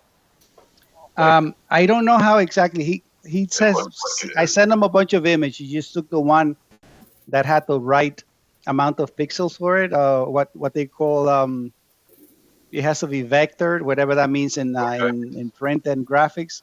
Yep. So the same thing for when he was working on Jesse's stuff, he had to find an image online that actually had the requirements to be able to do that kind of imaging to do his logo.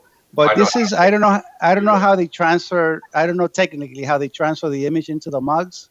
Yeah. But how they do it. And he says you can actually get the machine to have it done yourself. But I said no, it's not worth it. Too much trouble for me. Okay, so it's a machine that just probably etches it in somehow. Neat. Yeah, it's however, and they have to they just not any mugs from what he explained to me. They're special mugs that are made to accept that kind of stuff. It's not a regular mug. Yeah, it's they special mug. Probably like a photograph mug, and then. Yeah, it has to be a special. Yeah, it has to be a special. He made some for us that have for a photograph of the baby and so on when she was little. Yes, Kevin, the little white guy's been growing good. He's on course and he's doing well. Nice. So. June says I was her first. Oh, you were first. First month. Jody was you were Jody's first too, right? Was it you? Oh no, was it Jesse? It was Jesse. Jody was Jesse. Okay. Yeah, I was Cece's first. Oh, you see, it was Cece. Yeah, I was around here for a while, and everybody's chatting. I was the only one to invite her actually up as a guest. Oh wow! So that was her first time. I think she was honored to be up here. That was awesome to have her. I'm gonna have her back on here again soon. Yeah, it's great when you guys who actually do live streaming. It's great for us, newer people, because I'm not. None of us are new fish keepers, but certainly to this scene, we're new. And it's uncomfortable. As you know, we were having trouble before with the technology just before this thing started. And it's just growing up without computers. Like when I was in college, everything was done on paper. You did research. You went to a library for hours and hours as you did a particular research and find everything on microfilm, and all that crap. But now everything, we had to learn computer charting at the hospital. And that was a challenge at first. And everybody else, that some of the older people, people are always bitching and griping. I say, listen, it's you have to grow up, otherwise we become like dinosaurs if you don't adapt, right? Correct. But was a new technology. My wife was the one who kept pushing me, and even my 17-year-old, not now 17, he said, "Why don't you do a YouTube channel? Just share the information." And it's a fun part of the hobby for me. I really like it. The editing part and doing the videos. It's nice. And you connecting to to everybody, which is really the best part of it. Mystic Pets, you've been on my live stream before with me. You came up as not a guest, you actually a guest, but you weren't scheduled as a guest. I threw the link out and you came up. The reason I did this was to share my hobby with the world. You know what I mean? Also wanted to do it so I could leave something for people that would remember me once I'm gone. And then it just schooled into what it is, or just rolled over into what it is now. Like I've met a lot of people. I talked to more people that I probably never would have met in my life if it wasn't for this. But my thing is, where does it end and how does it end? Because at some point in time, it's going to have to end.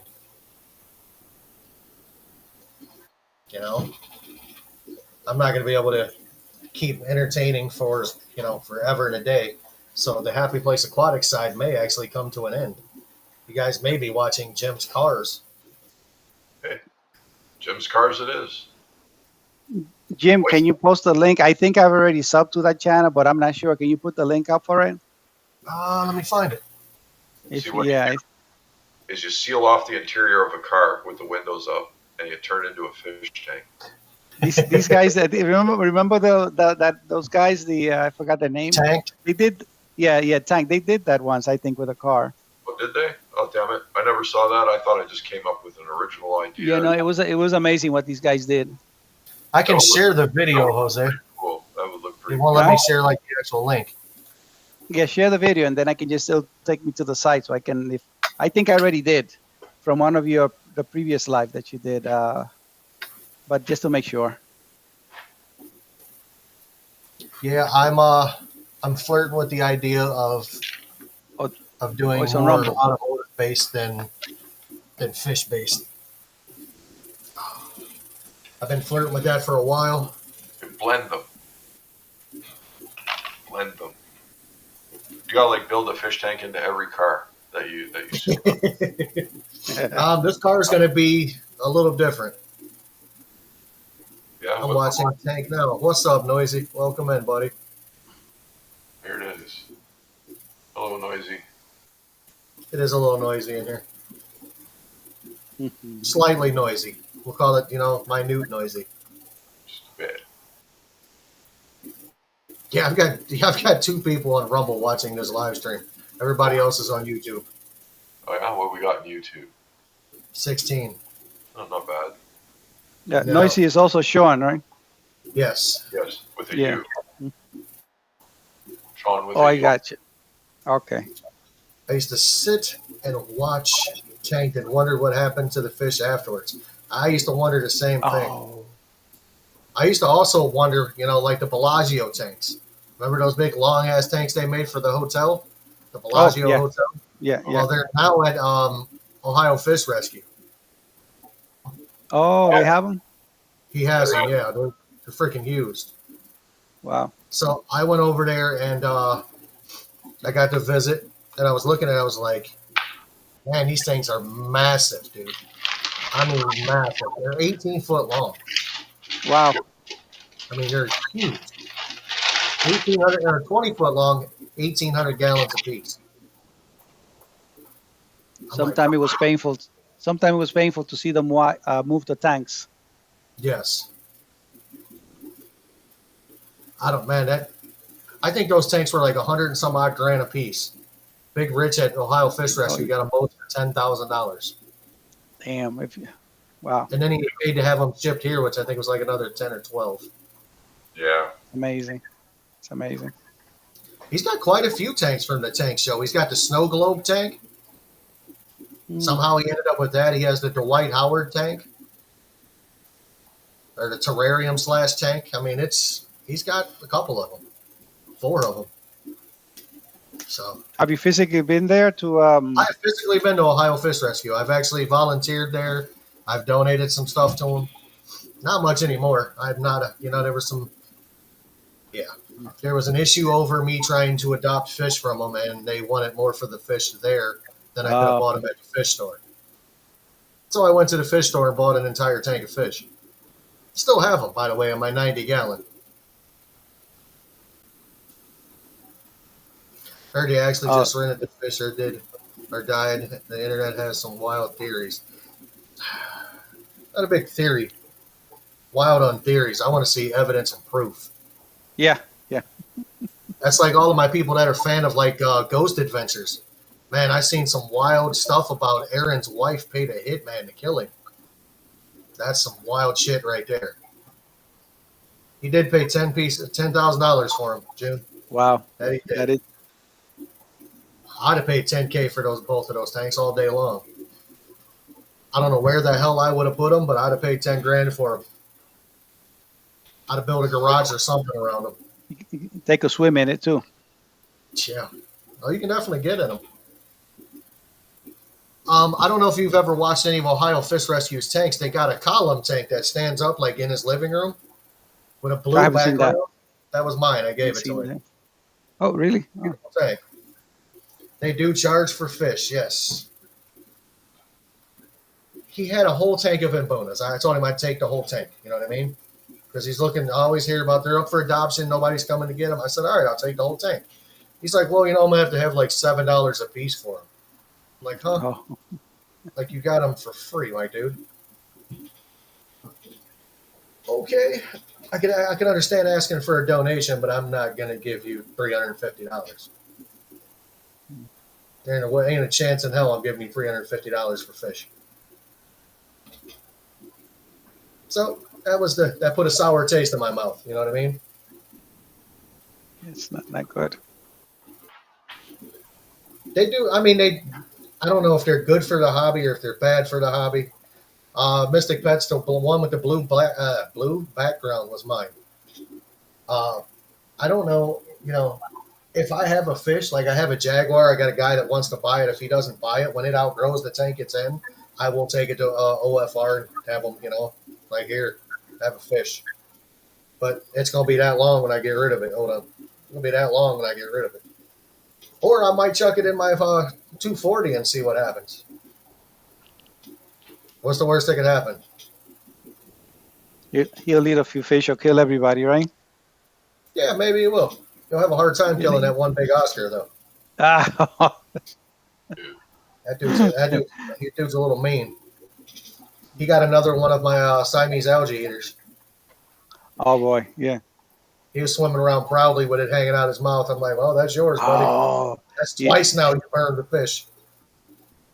I had one time one of the geophagus in this tank here. I see a little tail hanging out of the mouth, and he's just.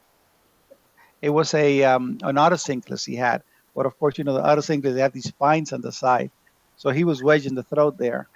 So I was able to catch him and pull it out. I could feel the ripping as I pulled it out with the spine. The otter was dead, obviously, but the geophagus is still fine. Nice.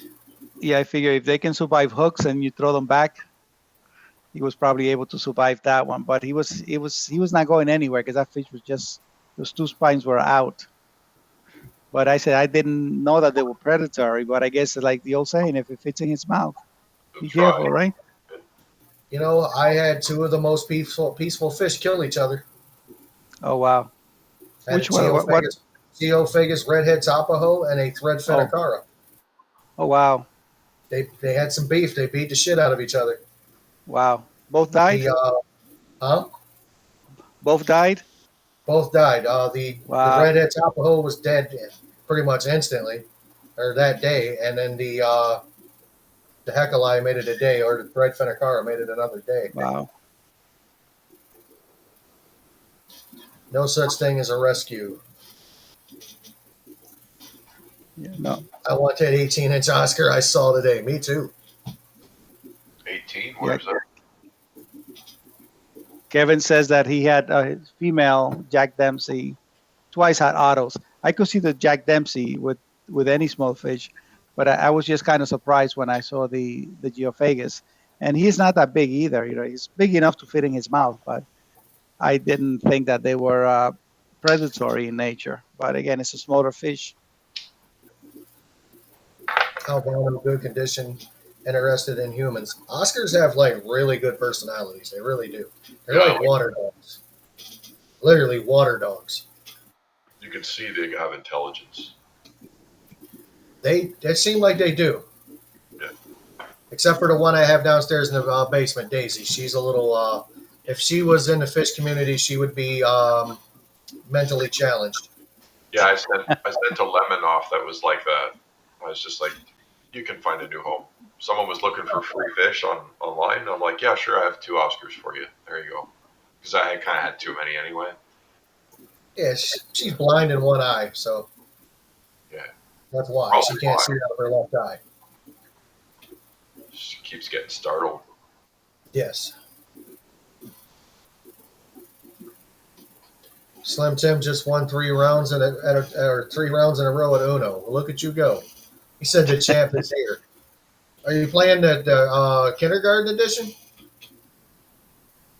If my big tank didn't leak, I'm pretty sure they would have just given it to me. They can't find anyone to take it. If I was closer, I'd come get it. Guys, I'm gonna puppy in my I'm gonna 240. just. I have some frozen food that I have in the water floating for a while. Let me just feed these guys that they're wild, so it doesn't spoil, doesn't sit there for a while. Yeah, I don't want to waste that. But yeah, I put my wild caught Oscar in my 125, and it caught a BA tetra and was swimming around with it in its mouth. I was like, man, what are you going to do? And then I put him in my 240 with the other Oscars. He realized he wasn't the big dog.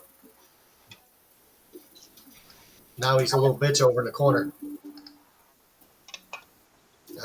June is in California. And I'm in Ohio. Like I said, if I was closer, I would be there to get him. Is that June's home, California? She lives in California. Okay. A big California home where you can put 80 million gallons of fish tanks in it. Yeah, I wish I had $8 million home that I could put fish tanks in. Uh, I don't know. I got a bunch of them here, so.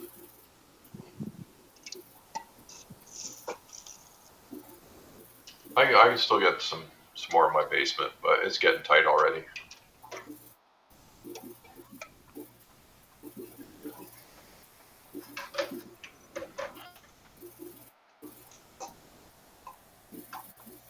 Alrighty.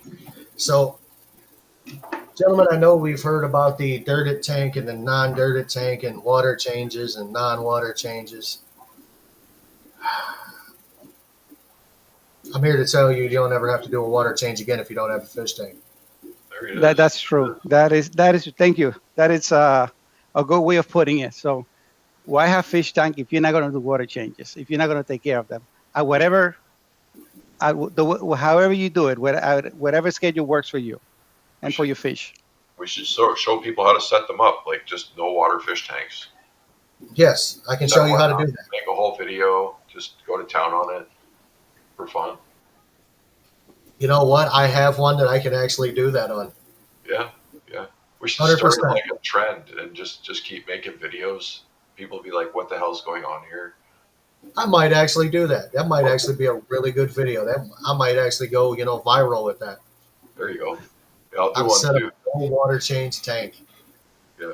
No water change tank. Fucking, there's just no water in it. There it is.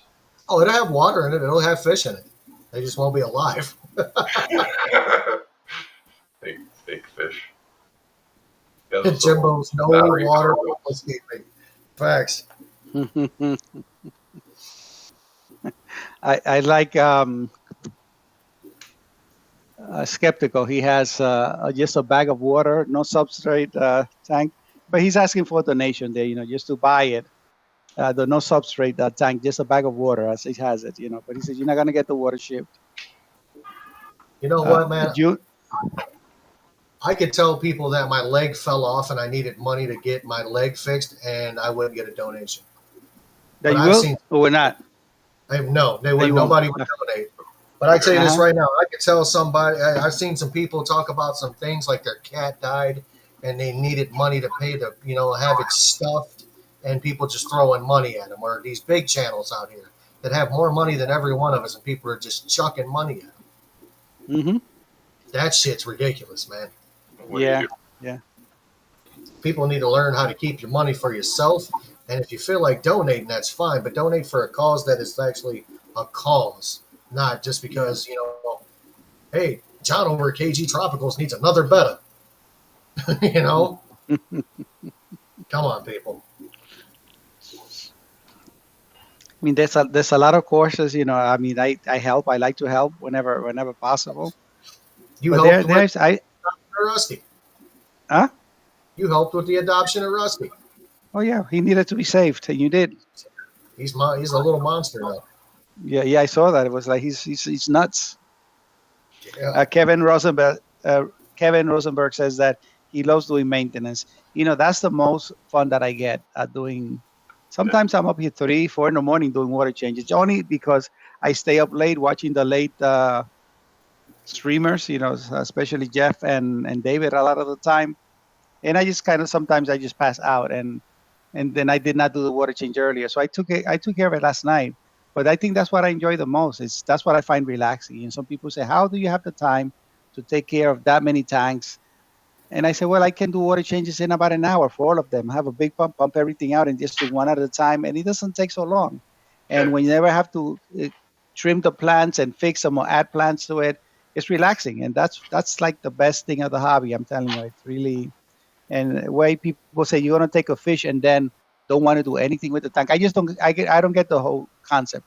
I don't want to bash people in particular, but just the concepts and the idea, and just to yeah, overlook any biology, anything that will make sense. They try to find a way around it. And I say, they say, well, I've always kept fish that way. I've never changed the water, and nothing ever happened. I say, yeah, you cross the street every day, but sooner or later, a car may hit you. You never know, right? correct. It's a matter of time.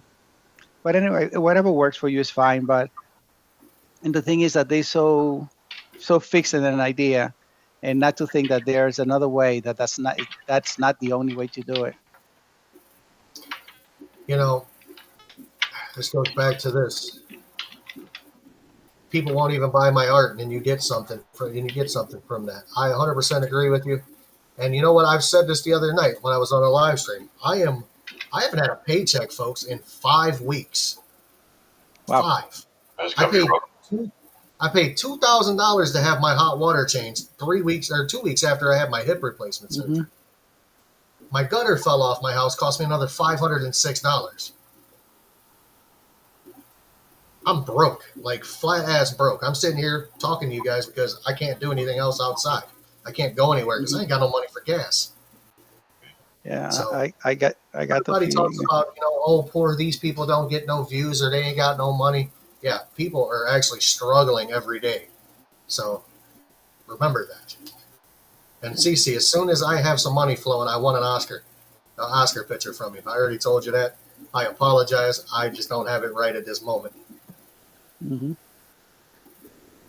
That at least nowadays, the nursing profession, we have good starting salaries. When I started, it was like 19,000 a year in '83, and now most new graduates are starting at about 100 a year, right? And with that one job, I'm the only one at home that works because my daughter's autistic, but thank God she's very high functioning, and she's in a regular school and does very well and is very bright, and she's that's your worry, is that you want to get your kids to be self-sufficient as an adult. And I'm my second job, I work in an emergency room, and since the end of December I don't have the second job. So, contract ended, and I just have to wait for something that fits my schedule. But you do struggle, even with a nice salary. When you have a Yeah. lot of shit going out, Yep. you have other financial responsibility. It's not easy. I know. Uncle Sam this year came right on time. Just to cover. I was falling behind quite a Yeah. bit. So if it's not for that, I say, listen, it's tough. It's tough. Yeah. I'm actually Tough living. times. I'm actually living with what I have right now left of my income tax return, and it Yeah. ain't shit. I don't go back to Mm. work until May. So I won't have a paycheck until May. Yeah. There's Thank Yeah, got to you. it's be, always can't you painful. get some form of social services? Because you've been You know out what? of work I long got enough. something. I got something that was very, very, very, very weak. Yeah, it's not going to be a lot, but, something, right? Get you some food It's shit. No, it'll cover my bills next month. That's it. that's too bad. And I may actually have to borrow money to cover the rest of it. Yeah. I borrowed They money don't just give to a get shit through if the you hurt. winter. I had to borrow money just to get through the winter. So I hear you. Thank you, everybody. Appreciate it. Mystic Pets and Only Oscars. I appreciate you guys. Thank you very much. You didn't have to. Remember that.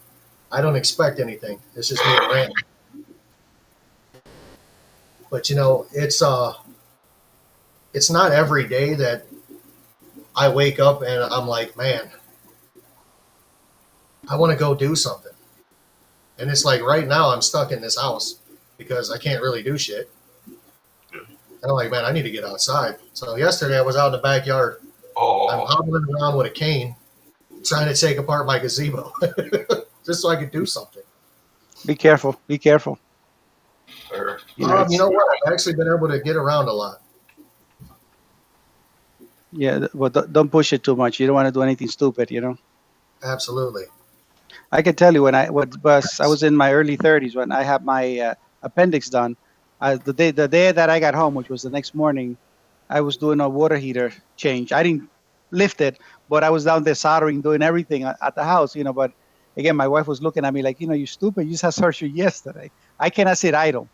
But in your case, be careful because any wrong moves, you don't want to mess anything up. Thank you, Jose. Yes, it's like you were not asking for it, Tim, but I fully understand. I fully understand, and I have postponed surgery because of the thing is if I'm out of work, I don't get paid.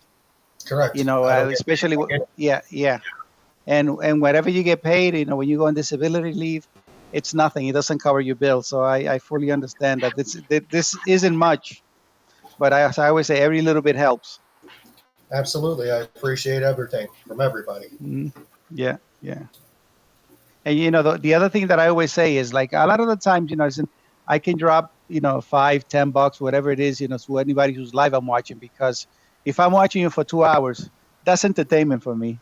Everything costs in life. And obviously you guys are spending your time to entertain us because I see, it's entertainment. I could be watching a movie, but I don't watch movies. I don't watch TV anymore because I find this more interesting. I could get up at any time. If I have to leave, I pick up. But for the movie, you have to sit through and watch the ending. I could Yes. always watch the replay here. You know. Most of the time, at night when I'm laying in bed and my mind's like just going a million miles an hour, I will throw on somebody's live stream. I'll just pick a random YouTuber that Yeah. I follow and Hmm. throw their live streams up and watch it. I think last night was one of Jesse's. I was like, oh, we'll watch that. Next Yeah. thing I know, I woke up this morning and it was playing somebody else's. I don't remember who. I don't even know who the dude was. I'm like, Hmm. whoa, my TV been playing all night. Yeah. No, like you said, a lot of the times I watch random channels. There's this guy, you probably know him, Mark, the spider guy or something like that.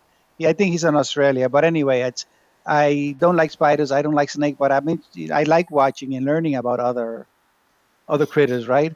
But I've gotten into his live the last couple of weeks, and I've joined in and listen and ask questions, and also Lance, who is often here. He's a Sleepy BBQ, I think, whatever his channel name is. Sleeper BBQ, I think, is his channel name. But he's into that. But he's also a fish keeper too. So a lot of the time he supports us. So I go into their lives too. And you again, is the thing that you meet other people and other interests, which is again another great thing about being part of any community or any YouTube community, which is great. You kind of get in a routine and you're used to seeing your favorite YouTubers on TV. You're used to doing things. Um, and then you don't see them for a while and you're like, where the hell did they go? So then you contact them Yeah, and yeah, yeah. they've either been sick or they've had surgery or they've had this Hmm. or they ran into a string of bad luck. I don't like to see that, Hmm. you know. I don't like to see anybody struggle. So It's the not easy. struggle is definitely real. Let me tell you. Oh yeah. You know, I was laying there and my wife came up the stairs and she's like, the hot water tank busted. I'm Oh like, damn, yeah. did it bust? She's like, there's water everywhere. I'm like, oh crap. Mm. So I made a phone call. I called one of my customers and one of my customers at work. They're like, I do all of their fleet work for a heating and cooling company. Um, I had my the water pressure regulating valve that comes in off of the water main went Yeah. bad. It was putting 150 Oh, psi straight to my hot water tank. well, I busted it. Constant. Then. Damn. It found a weak spot and took it. Did you And the get a hot massive water, flood? no, it was only about 40 gallons total, Mm. and it's right by the drain, so it didn't get very far. You know, it was contained to probably 10, 15 feet. It never made it to the side that's finished on my basement, so I should say. Wow. So they came out, they replaced that. They had to fix the plumbing in it because my plumber that did my original plumbing in this house, if I ever see him, I'm probably going to punch him in the throat. I Uh, have to, at some point in time, I have to redo the rest of my plumbing. It is no longer up to code, and it probably oh wow. wasn't code when it was done. To begin with. Yeah. It's got PVC for pressure lines going for my water lines. Wow. I mean, I know PVC is rated for a certain amount of pressure, but the amount of pressure that it was in the lines should have busted it, and it didn't bust. So Because now my there's two ratings for PVC pipes.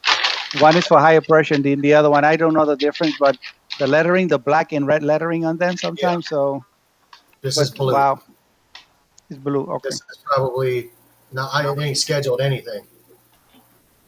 So, Wow. but yeah, it was on the verge of busting.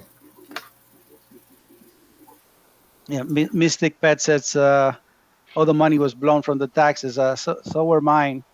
I just paid up back stuff. Man, That was backed up. It went. It was a nice number, but it went very quickly. But it it's was funny nice that how it it came comes just in in and just time. can't leave. Yeah, it was spent before it came.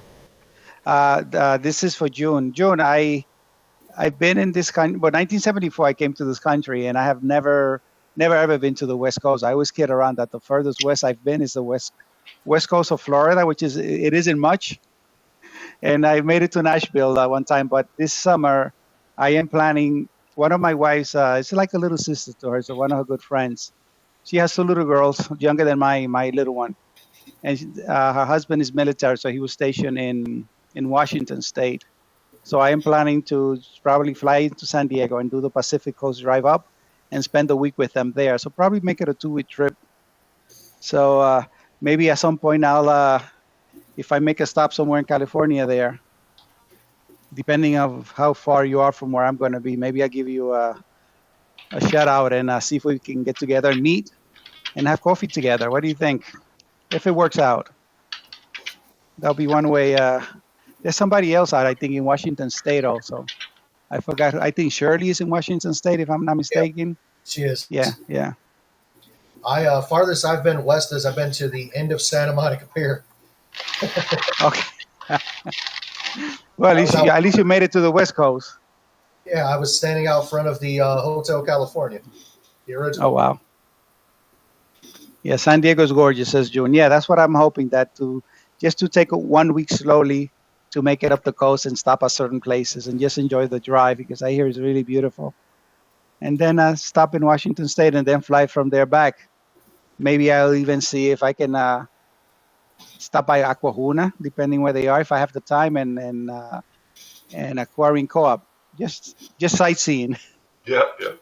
I wouldn't mind going to the co-op store. Yeah, just check them out and say hello. Although he may be at the warehouse somewhere else, but it's just nice overall. It's like I've been there, and maybe get a video out of it too. Yeah, Or Aqua Balls is close to San Diego too. I'm 8 hours away. California's a We'll big see. state, man. I know. I listen. It's long. I think I've driven south from New York to Florida a couple of times. I've done it in 2 days because I cannot do more than 12 hours straight driving. Although my wife and I take turns, I but drove it's from a long Cleveland, drive. Ohio to Daytona Beach straight by myself, 18 How many hours. hours was that? 18 hours. Yeah, I've 18. done. Did I do? No, actually, when we went to Nashville, it was like a 16-hour drive, but we broke it up in 2 days. Just wherever I was tired, we just found a cheap motel in the area, slept in, and then got out the next day. I got a phone call. Give me 1 second, okay? Not a problem.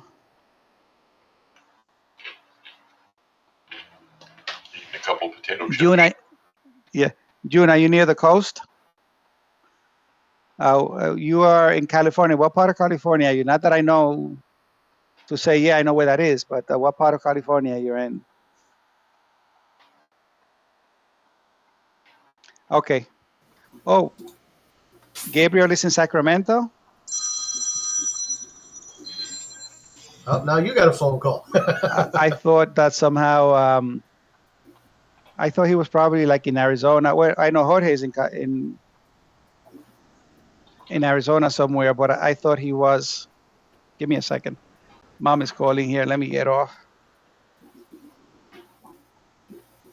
Hello. Hello.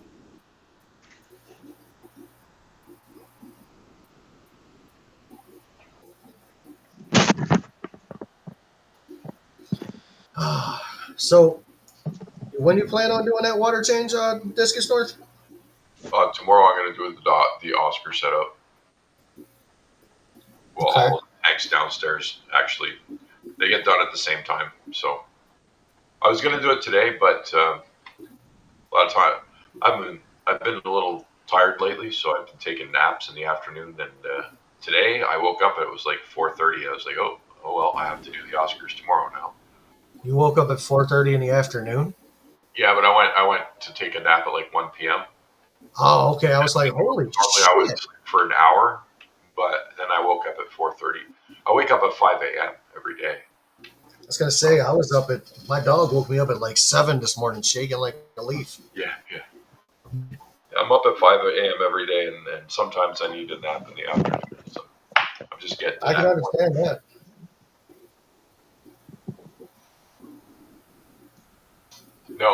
No Purigen yet in the Oscar tank whatsoever. What's keeping that water clear is one $20 UV light. It sits in a pipe that links into my barrels, and then 450 gallon an hour flow rate, 450 gallons total in the system, and $20 a UV has kept that more than a week old water looking absolutely pristine. So Okay. I've done some walking around today without the cane, and the limp is starting to go away. It's better. Good. I was told Yeah, when the those limp is completely gone to get rid of the cane. if you find that it's a little bit supportive, not, you probably, if you do a lot of walking without it, you may feel a little bit of a strain. If you find that it's just to take the load off a little bit, not that you feel, old with a cane or, with whatever, but, and that's old person stuff. Yeah, Use it right. for the All support that because, torn up muscle. yeah, it'll take the strain a little bit of the weight until you get, until you get your muscle strength back, until everything heals around that, that prosthetic device there. The I actually feel steady without the cane. Good. That you feel steady without it. Yeah. Good. You I look didn't lose a Okay. lot of muscle mass in it because I was allowed to put 50% of the weight on it. Unlike the last time, I was only allowed to put 25, which makes no sense. They're the same implant. Yeah. I don't understand why one was 25 and one was 50. It could just be the one doctor from the next opinion. They Same changed. doctor, Oh, Oh, that's same. weird. It's weird. same surgeon. And So, he didn't answer me. He said, just as a precaution. I'm like, I was lighter the last time than I am now. so Like you literally, were putting more weight. You putting more weight this time than the other time. yeah. Wow. The first time I was 25% weight bearing for 6 weeks, and then straight to 100. How This long time ago I was was that one? 2023. Okay, not that long ago, relatively. Yeah. Same model too, right? Same exact. I mean, everything's the same. Maybe because you got 2 replacements, you're stronger now. I don't know. Who knows? He couldn't give you a good answer anyway, right? Couldn't give me a good answer. I asked him that question. I said, "Why is the weight restriction different this time?" Because he just made it up in his head. Probably. Or maybe he's more comfortable now, 3 years later, with these particular units, or just his own Oh, experience. this guy has been doing this for 100 years. This dude's old. Wow. I, I, I wanted to get it done now. I was in pain, so obviously it needed to be done. But I'm pretty sure that he's going to retire in the next couple of years. Okay. So I want to make sure it was done by the same doctor. That way they're the same. You know what I mean? Yeah, he knows what he's done. Yeah. Going You in. don't want to be driving around with 2 different size tires, right? Correct. That would be weird to walk funny. However, I have lost 2 inches in height total since I was 18. Really? Well, Yeah. you know what? The good thing, at least, is you lost 2 inches in height. That's a good thing. Now, if I could lose 3 inches around my waist, I'd be even happier. You know, people keep telling me, "Oh, you look slimmer in the face." I don't see it. I see it. I see it. Yeah, I think so. I think so too. Yeah. Just I've lost 12 pounds since January 20th. 12. Four. Wow. So I'm going for a total of probably like 60 is what I want to lose. keep going. You'll get there. All you got to do is come live in Canada for a couple months. You'll get skinny real quick. Come to Canada, he said. Yeah, come live here a couple months, and then you'll go to the grocery store and you'll start picking less. And before you know it, you'll be nice and skinny. Hey, what's the price of eggs a dozen up there? Oh, damn. About $12. Jesus. Wow. $6.99 here. You know, it used to be $1.99. Same. Wow. $1.49, $1.99. Mm-hmm. Then they were like $2.29. Yep. Bag of milk's $8. Oops. Big Macs are $8. Down from 12. Oops, he's gone. Oops. No idea what happened. I don't know where Sean went. Discus North went. He left. Groceries are so expensive. Oh, it's ridiculous. There we go. Hey, now we got him full screen. I'll be over here, little guy, for a little bit. But yeah, man, everything is expensive. I remember 5 years ago, a 24-pack of Pepsi was $5.99 at Walmart. Yeah. It is $14.99 right now for a 24-pack of Pepsi. I could get like 2-liter bottles of pop for $1. Now they're like $4.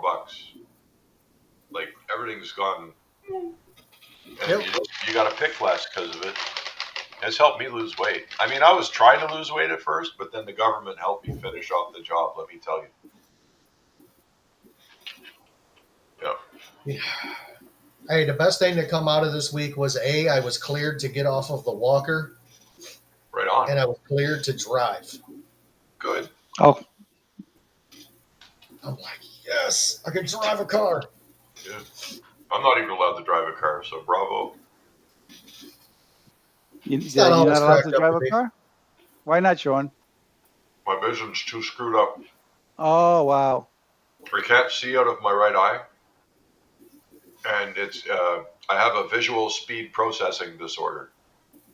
So when you hear that, it basically, and apply that to like driving. I could drive a car just fine at like low speed, like in the city. I could still do that, I think. But on the highway, I'll probably kill people. Oh, wow. Stay off the highway then. What color is your They told car? me Do I you would have be one? a danger to myself and everyone on the road, and they said I'm not. My eye doctor like called it and said I'm not allowed to drive no more. You hear what I said, Sean? You were talking. I jumped in while you were talking. That I said that what color is your car to make sure that I be out of the way if I see it coming. I got an e-bike now. That's my Okay. car. That way I can't hurt anybody but myself. Oh, with an e-bike. You see how at least I don't know about New York City, the way these guys drive with the e-bikes. I'm crazy. I'm Oh yeah, crazy. ooh, yeah. I've seen a lot But of in the ER, a lot of. it's like a little fold-up one, so I look Oh, hilarious. those. Okay. I got it. Those type. Okay. Okay. Yeah, I'm like this big, huge, and I souped it up so it goes faster than it's supposed to. But um, but I had to because I weigh more, and then I had to put bigger batteries on it and everything. But yeah, I got the thing all souped up. So I got this big guy on this little tiny bike. It looks fucking hilarious. And when I started driving it, like I've had this thing 5 years. When I started driving it, I was fat, right? And people would friggin' belly laugh. They'd see me on it, and they would roll over. They'd start laughing and pointing because back then they were new and no one had seen them yet. So it was oh yeah, people were laughing. Now they don't laugh, but I You got grow people into it. pulling out their phones, doing this. You know, I like 300 pounds going by on this little fold-up e-bike. Oh wow, you lost Yeah, that much weight.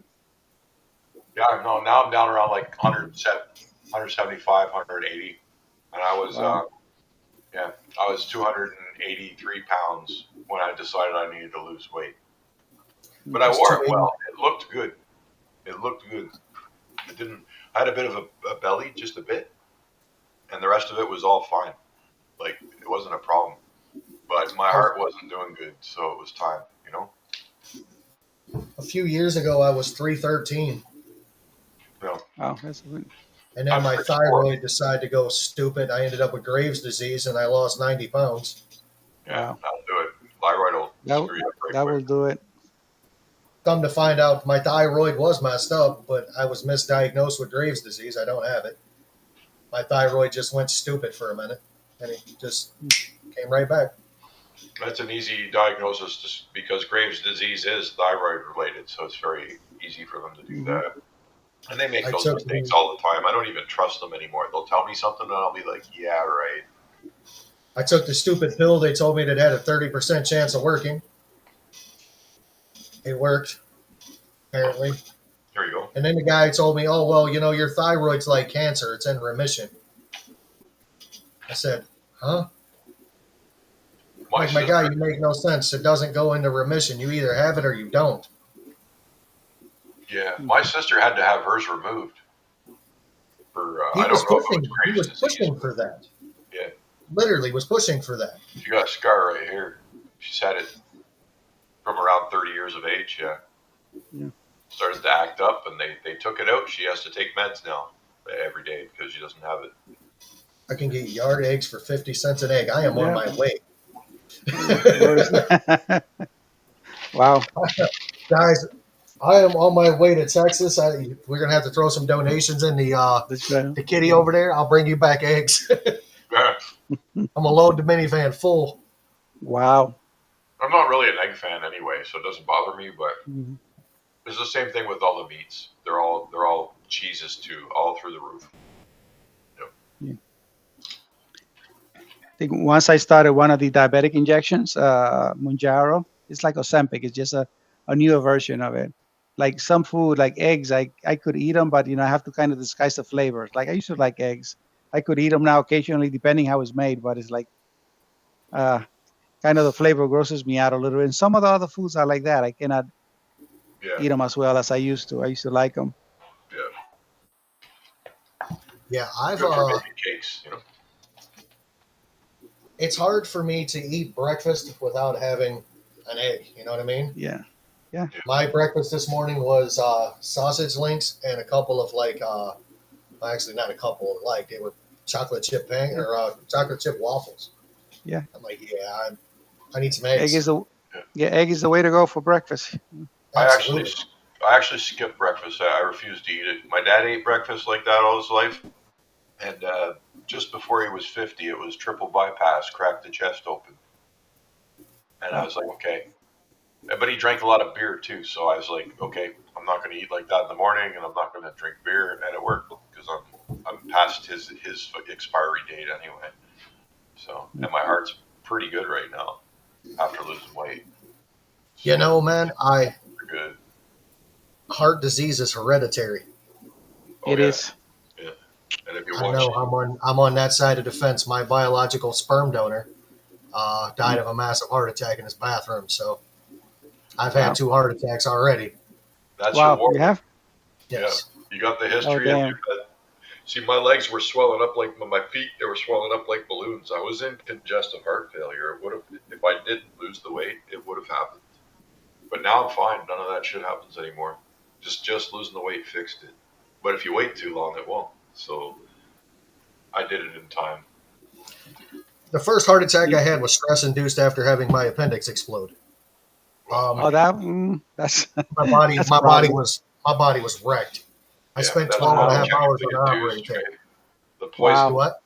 the poison from the appendix blowing up probably gave It's, you a heart attack. You yeah, wouldn't have yeah, died all for that, yeah, all that intestinal stuff literally going into your belly. Not a good thing ever. I spent Wow. 12 and a half hours on the operating table. That was 3 weeks after the surgery. I had that heart attack. The second one was I was dating this girl and it snowed. I mean, it snowed like crazy. We were getting, I mean, we got like a foot every 2 hours. And the girl that I was dating was at home. My manager called me early as hell in the morning, said, "Hey, I need you to come in and open the store and I'll switch with you and close the store." I said, "That's fine." Well, she never showed up. So I Damn. worked from 7 in the morning to 10:30 at night. My ride was a typical 10-minute ride home. It took me an hour and 15 minutes. I Hmm. got home. The girl that I dated was at home, didn't go to school that day, sat on her ass all day, never touched the driveway.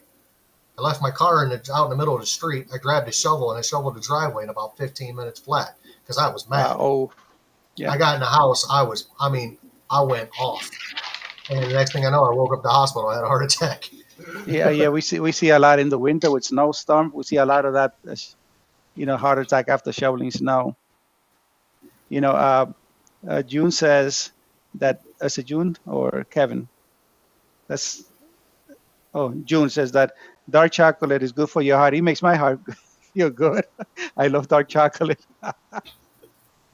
It's very good. And the other thing is, let me just tell you a more of a personal thing here. Losing weight, we know is not easy unless if you lose it to illness, that's a bad thing. Mystic Pets, I cannot lose weight. Tried everything except surgery. My wife is what she was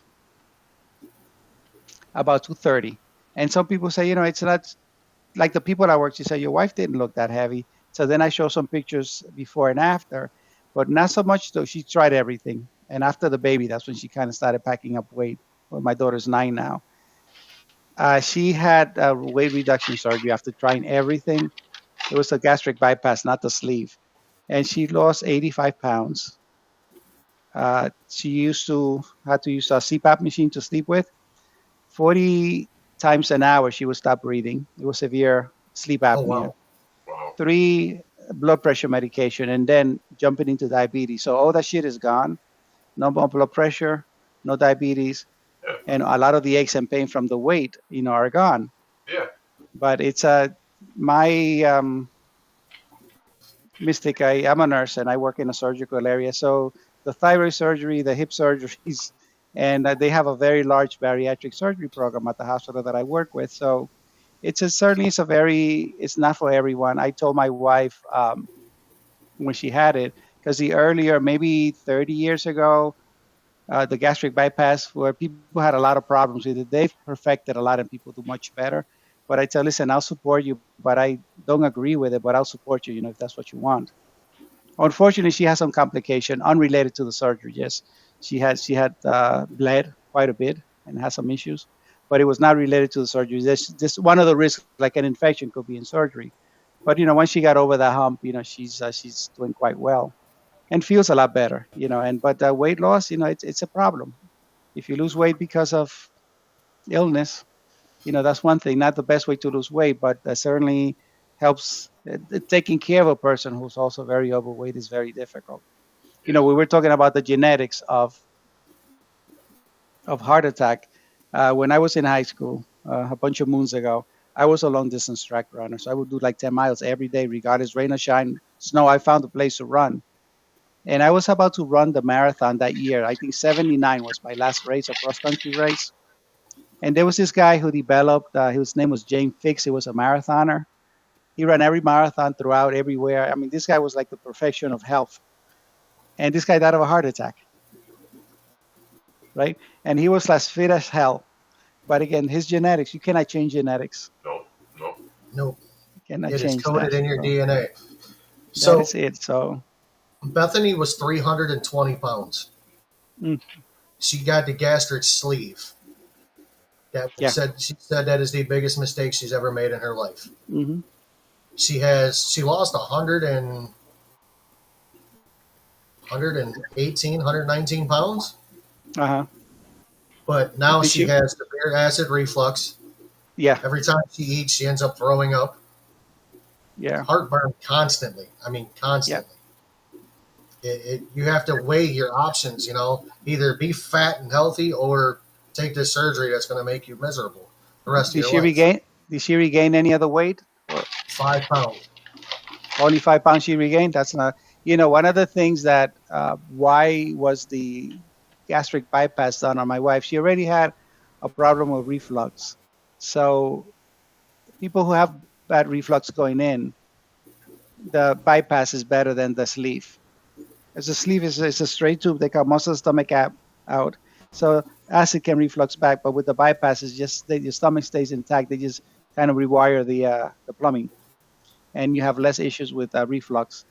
And that's one of the things I remember way back. And there were people who had really hard trouble with the weight reduction surgeries, back 20, 30 years back. They have improved it a lot. And but that's why I told my wife, listen, I'll support you. I saw the bad end of things. As we do the surgery, you send them out, but as an emergency room nurse, you get to see a lot of the people coming in with problems. And that was something that I said, I support you. I don't agree with it, but she's things got things when she got over the post-op complications. She's done well, and but still, it's not a there's stuff that you have to learn to live with once you have those things. you know, Being careful how you eat, what you eat, When you how eat, how fast you eat it, yeah. and when you eat. Certainly, that. So you have to learn to that quickly. Otherwise, soon you learn. I said, oh shit, I better not do that again, It's like because I've got there a is bag of this. chips here. It's a normal size bag of Huh? chips. I got a Yeah. bag of Rubble chips here, like just a Uh huh. normal sort of big one. But I've had Uh them huh. for 3 days, and I just have Yeah. one every now and then. And I used to eat the whole bag and then open a second one, But now Mm-hmm. now I just a couple here, a couple there, and They should change the slogan, but you can't eat just one bag. yeah, I can still eat like a horse if I want to. But You know try to what? stay Oh healthy. yeah. I used to have this impression in my head that I wouldn't eat anything till lunch. So I'd end up eating lunch and dinner. And by doing that, this is what I've studied some things, read some things, researched some things. So think about bodybuilders. Look at Yeah, the amount of calories they intake a day because they got to burn them. You know what I mean? yeah, So I'm working every day on cars. I'm on my feet. I'm constantly moving. So throughout the day, I'm snacking all day. hmm And I noticed as I was snacking all day, I was burning weight. I'm yeah. like, huh, there's got to be something to that. I think it speeds your metabolism up. It does speed your That was with metabolism up. that was with the thyroid issue, right? Putting little No, that was amounts. after the thyroid issue. After. Okay. I didn't gain any weight. I actually was still losing weight, and then I just got depressed and started eating chips and shit again. Because last Mm-hmm. summer I sped my metabolism up so fast, like I literally went down to probably 1 or 2% body fat, and Mm-hmm. I had to stop working out in the fall because it was just making me wither away. But now I'm lifting weights again because I sat on my ass all winter and I ate junk to try and gain weight, and I'm good for exercise again. Got out my bike yesterday too. That was nice. Everything just Uh, melted enough to get out. Kevin Rosenberg says that a person can smoke the entire life and live healthy for 100. Another one person never smoked and lived to 48. My Yeah. sister-in-law, about 2 years ago, my wife has three sisters. She's the middle one, my wife. So the older sister was 46 and she died of lung cancer at 46, never smoked. Yeah. And if anybody smoked in her house, it was probably her dad when he was younger, but not in the house necessarily. So as you see a lot of that, I think when she had this fluid build up in one of the lungs, and I told my wife, you know what, because I work with the cardiac and thoracic group for a while, I say usually people who have this kind of fluid buildup of this type as she's having is usually malignant of some sort. and they diagnosed it, and within 6 months, she passed. And I said, go see her, because these things, when they go quickly sometimes. So that was the case for her. So it's a matter of luck. Somebody else said on the thing that life is just luck. Sometimes you have the luck, and you never know. It's enjoy every day I There's know as a it something is that's your person. going last, to like they dull our say. DNA that's going to take us out. It was there Hmm. when we were born, and if you don't get hit by lightning or a truck first, it's going to get Hmm. you. I know a person that never smoked a cigarette in their life. They have full blown lung cancer. Yeah, the one, my her sister. Yeah. Yeah, And I see that a lot, where people come in, and I said, usually naturally the first question you ask when you're interviewing them is, when they come in for surgery, did you ever smoke? And they say, no, I never did. And they have these things that were found accidentally on an X-ray, on a routine yearly X-ray. They found a lump there, and but the person was not having any symptoms. But typically, unless there's a spread, a lot of the lung cancers, they take that part of the lung or the whole lung out, and it's almost 100% curable if there's no spread. But it's you never know. You never know. You can have these people like this, and we'll come up with stuff, and it's like, wow, yeah. June like six. I'm Yeah, June so says she likes glad. 6 packs a day. A 6 pack a day she drinks. A six pack of what? A beer, I think. I'm assuming beer. She drinks a 6 pack a day. So either water, no, sorry, soda above that. She's trying to get her away from soda. Sorry, June. Um, you get too used to hearing so much in the emergency room. How much do you drink a day? They say I only had 2 beers, but the alcohol level like in the 500. So I usually ask them how big were those beer, like keg size. No, yeah, Yeah, soda was one of the things when I was diagnosed with diabetes. I was working in the emergency room, and I say, I'm very thirsty all the time. I'm drinking a lot. And I was drinking soda. It was constantly like 2 or 3 a day, Yeah. and pissing a lot. And I say, wait a minute. I checked my sugar. It was like 400 at the time. So I Gee. got started treatment. Was running around with an IV pole and seeing patients still. But yeah, yeah, I was. I said I didn't feel sick, but I said this is. Let me check, because this is like classic diabetes. And but soda is, and you have patients who are diabetic. They come in, they drink like 2 liters a day, and they wonder why their blood sugar doesn't go down. Or I have a natural drink. I say, yeah, but you have a lemonade or something else is full of sugar. Some natural juices that you drink. So I people uh, get stuck with these I've cut natural back on names. I've cut back on pop. Huh? Pop is my problem. I'm a Pepsi junkie, man. Pepsi's my Yeah, thing. I've yeah. cut back to 2 cans a day. I went from like 8 to like 2 cans a day. Hmm. So, I drink root beer, and I could easily drink a 2 liter a day. Yeah, man, root beer is full of sugar. yeah. I never got into the taste of root beer for some reason. I don't know. I used to drink Sorry, Coke. June. I I wanted to get away from the caffeine, so I switched. yeah. Gatorade, That's just as bad. Sorry, June. I saw 6 pack. I automatically assume. Sometimes it depends where you work and what you hear. So when I just saw I drink 6 pack a day, but then above that, the next time it was a diet soda. Yeah. I like my soda. Drink about 3 cans a day. I like it. Pepsi's been my friend since I was 11. Yes. Pepsi is my favorite too. I think But I corn think syrup's a drug. The sugar they use, I think it's a drug. We're gonna find that out one day because I am straight up addicted to the shit. And there's nothing in there. There's not even I thought it was used for years. I thought it was the caffeine in the Coke. the caffeine. Yeah, but No, that's gone now, and it's straight sugar up is corn addictive. syrup. It's got to be addictive. You know what? I was in Mexico last summer, and the ingredients on a Coke bottle in Mexico compared to the ingredients in America, Very hands down, different. the Coke you get from Mexico is way better. Because It's Really. better for they you. they It's still use better. white sugar. That's how it used to be back in the 70s and the 80s. It used to be white sugar, just like, and they didn't change. You know why? Because they know everything about corn, and they're smarter than us. There's no corn syrup in it at all. That's what I'm talking about. It's white sugar. It's the old. That's how it used to be. And now we're drinking this corn syrup slop, and it's. I swear to God, it's addictive. Because uh, June says she's a bitch without her soda. Say, Junior, if I Oh make it to my. California, Yeah, me drink too. lots of soda, okay? If we get to meet you, I'll Some bring days a few bottles. some days I'm feeling grumpy. I'm on the road. I go find a can somewhere, and oh my Yeah, god, I yeah. feel better. Right? They're, Cigarettes can they're do that. definitely addictive. Yeah. I don't really have an addictive personality, man. I can quit something if I want to. You know what I mean? No. I mean, straight out. I've gave up cigarettes. I've gave up cocaine. I've gave up popping pills. I mean, I've gave up a lot of things just like that. And I'm like, whatever. I don't need Wow. none of it. From day one, I stayed away from it all because I'm Irish.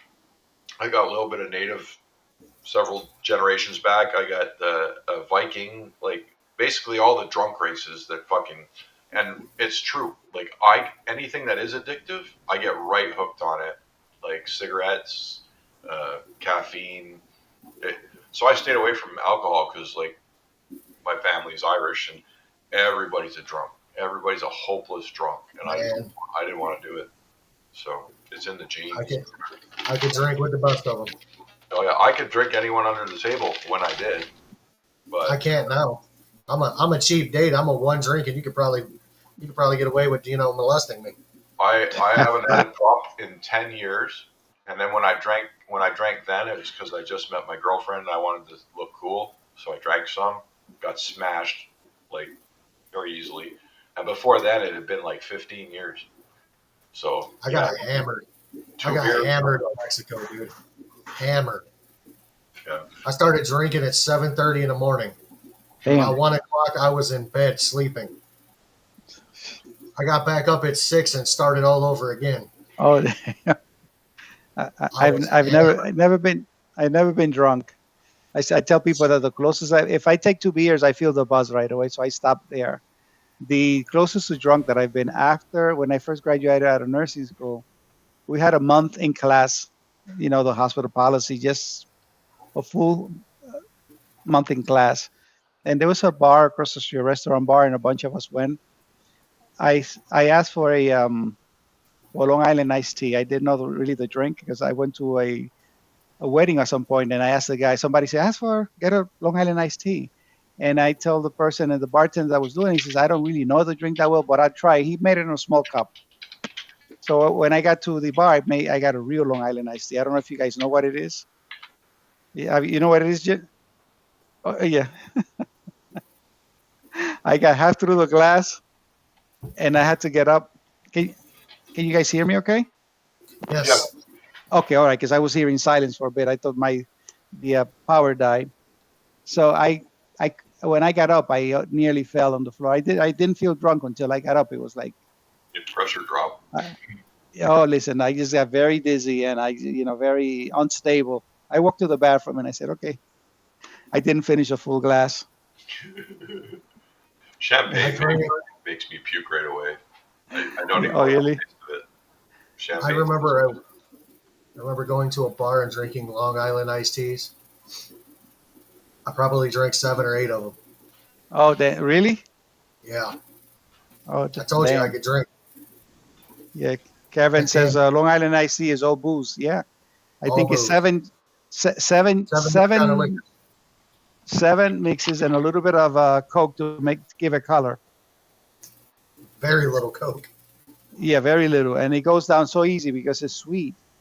Yes. You don't really taste the alcohol much, so it's easy to take it down.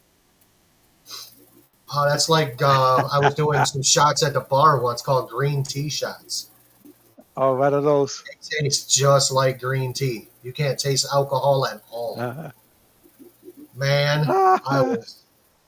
You'll get tore up real quick. This is Mr. Greg. He's oh decided, yeah, look.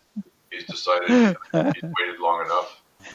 Greg takes his attention. He doesn't. If I said no right now, he'd start yelling at me. So I just Oh know. really? No. I don't know. I don't know who feels better stroking him, Sean or the cat. What do you think? Who's what? I don't know who feels better, stroking the cat. You or him? Yeah. It's a No, great stress reliever. Seriously. Oh yeah. Oh yeah. My little puppy, it's funny because this guy, he only does that with me. Whenever I carry him, he starts purring like a cat, and I say, he only does that with me. When I come in, he just throws himself on the floor, belly up. But, until I take him and just take care of him, he doesn't leave me alone. But he purrs. Yeah, that's neat. Yeah, Must have learned it from something. yeah, Oh yeah. man. Kevin says 7 to 8 long. Oh my God, 7 or 8 Long Island iced tea. Well, you got to think about it. I'm also all right. So I'm a hillbilly. So it's not really, hillbilly's not really a nationality, No. but we can drink our corn liquor. You know what I mean? Yep. Yeah, So oh I can wow. drink moonshine. I had a drinking problem. I got to the point I went out to my 25th birthday, and I did the equivalent of 25 cherry bombs in under 2 hours. I went home. I've never been so sick in my life. I was throwing up blood, Wow. so I was done. I I'm like, had yeah, that was one shot of real moonshine whiskey out of the States. Someone had smuggled up here. Just one shot, and I was puking. That stuff is Wow. strong. Strong. I was drunk as freaking Fire. hell too. It was like I had 10 shots or more. uh huh. Yeah. That 180, 190 proof ain't no joke. Yeah. No, I was sick. Wow. I was so sick. You got to You just sip got that stuff like a little tiny sip, and then wait a while because it'll knock your ass out. That's why we don't have what is it, 151 anymore? Because it's damn Oh near yeah. close to moonshine Yeah. Yeah. or Everclear, pretty close. Wow. Yeah, I just don't like the way it makes me feel. Yeah. Because I remember I was working two jobs. I left my one job at a machine shop. We closed down a little early. I left at like 1:00, so we made it to the bar. The bar's here. Last call is at 2, and they close at 2:30. Well, between 1 and 2, I was hammered. I ain't gonna lie. And I drove right back to work and fell asleep in the parking lot because I had to be there the next morning. Yeah. I'm like, I'll already be here. I'll be dressed. Fuck it. Let's do it. You know what I mean? Smart move.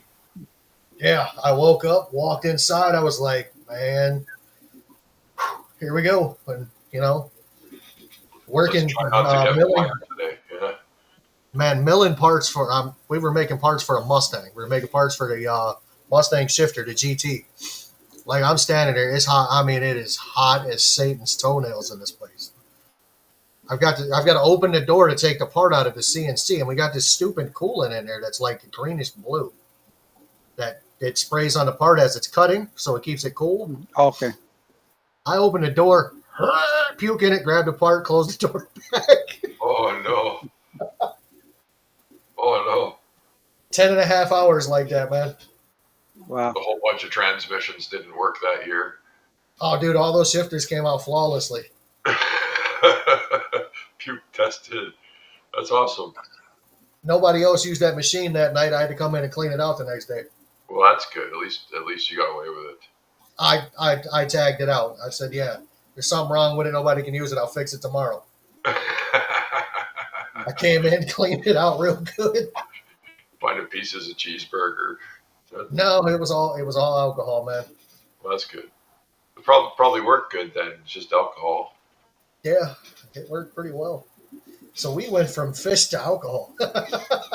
Listen, We've been health problems. health Listen, problems. life is not just fish, No, and that's another thing. Everybody gets on these live streams and they want to make it all about fish. I enjoy having a conversation with my common individual human. Yeah. There's nothing wrong with having a conversation.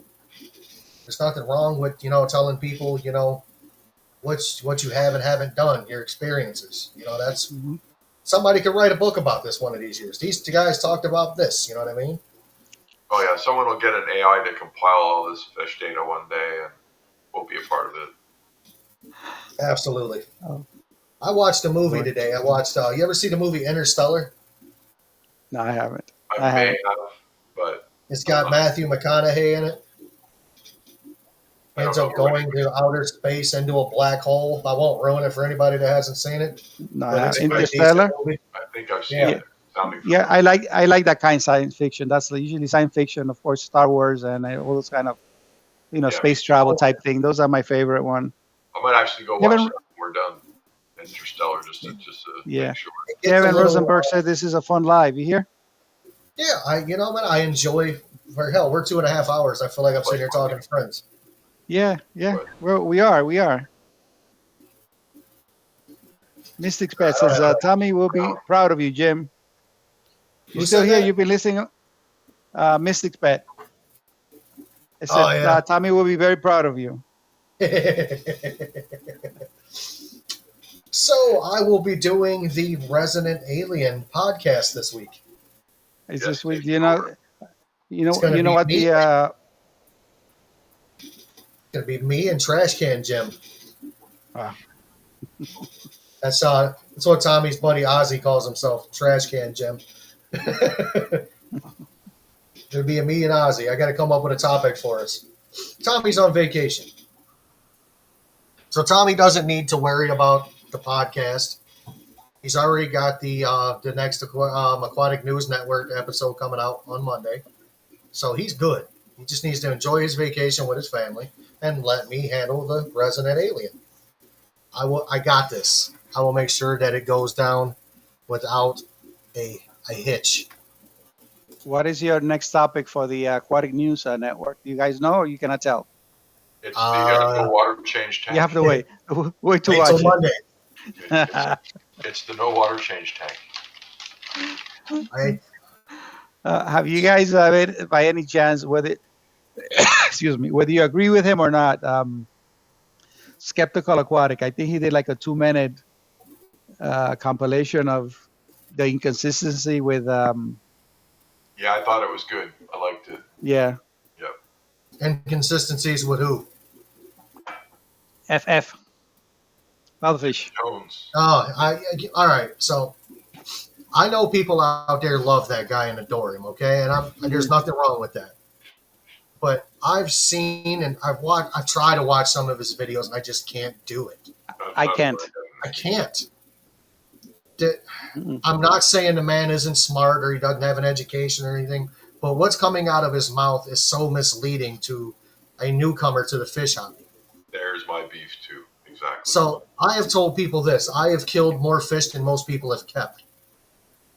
Yep. And that's a bad thing. But also at the same time, I learned from my mistakes. If you follow other people's methods and try to follow them to the T, you're going to lose a lot of money. You're going to be you might as well just start chucking money into a grinder or into a paper shredder at this point. I mean, Y- You know what happens? You know what happens with, I think I was about 10 years out of the hobby. Keeping fish is about 8 or so. But because of where I was living and not in a house, in an apartment, I didn't. This is an apartment, so here. So, and with 11 tanks and, nicely arranged on the walls here. But it's, during the pandemic, I got a 7 gallon tank for my daughter. The whole SpongeBob thing with glowfish and everything, and they went right up to the 120 behind me. But one of the things, that my wife pushed me for a while to get into YouTube, and I said, "What the heck can I say different that hasn't been said 1,000 times already in YouTube?" And she said, "Well, go ahead, you can share your information." So a lot of sometimes say, "Well, I'm going to talk about the nitrogen cycle, about changing water." That shit has been talked to death. But the thing is that you have different people that watch you, and you have people that you want to influence in a positive way. And I feel that as a YouTuber, we all get on it for different reasons. For me, honestly, I like the teaching part of it. I do it in my line of work, and it's fun doing. It's a good part of the hobby, sharing what you know. You die, shit leaves with you, but information you can pass it on to the next generation, right? And what I find that it is so misleading, especially when so clearly he says, I mean, this whole idea when I approach Mexicali about the life gone wrong, I yes. say, Jorge, there's a lot of two extremes. Can we just have a conversation about the plus and the minuses of each method? It's not so much. It's not to say about a person, but about a method. What I said before about the fish that I got recently from somebody else. There's somebody in Iowa, right? Cuban guy, somebody in the Dominican Republic, and I ran into recently here in one of the pet shops. He works with the vets in the hospital, but he also drives the taxis. So I ran into him in a pet shop. I was up on a ladder looking at this discus that I brought in. This was a couple of days ago, and so he sees me focusing on this tank, like 2 tiers up. And he says, "Oh, you like those fish?" And he started questioning me about them, and then he wants to do Discus, but I gave him my phone number. We exchanged number, but he wants to has a tank at home that he hasn't set up yet. He has set it up, and he was killing everything else that he was putting in there, including goldfish, mind you. And I said, goldfish are bulletproof. You cannot just put two tanks. I mean, two. You cannot put Discus in a tank that is not even cycled. You could do it. I've done it. You know, what do you call it? In fish cycling. But you have to know what you're doing, right? Not to kill the fish. Correct. So I say throw a couple of angels in there because they can stay there with the Discus later on. But wait, I told him you have to go through this thing. I sent him some of basic videos, and he enjoys the information. He said sometimes you look on YouTube and you don't find what you need, but he's liking the way I'm presenting the information, right? So guess what? He sends me a picture today and sends me a place where they're selling them at a good price. And I say, don't buy them. Don't buy them. He bought two. He says, I know you're going to kill me. But anyway, I said, listen, I'm not wishing you bad, but just be careful. Do this so you can keep them alive. Now, the guy in Iowa, he wanted to keep Discus. So again, I exchanged my numbers with him, and he calls me every week, and he's going through some issues now. So anytime that I help him out, he says, this worked. This 24-year-old engineer in the Dominican Republic, he's 24, he's been keeping fishing since 18. His father taught him the right way, and he sends me a picture of his tank. It's a 120. I mean, the guy has it planted and very nice. So I hooked him up with somebody he's a fish breeder in the DR. So he's been recently started breeding Discus. So we were talking a lot. He has like 2 million followers in his YouTube channel. And this kid, I say he's a kid, he's about 40.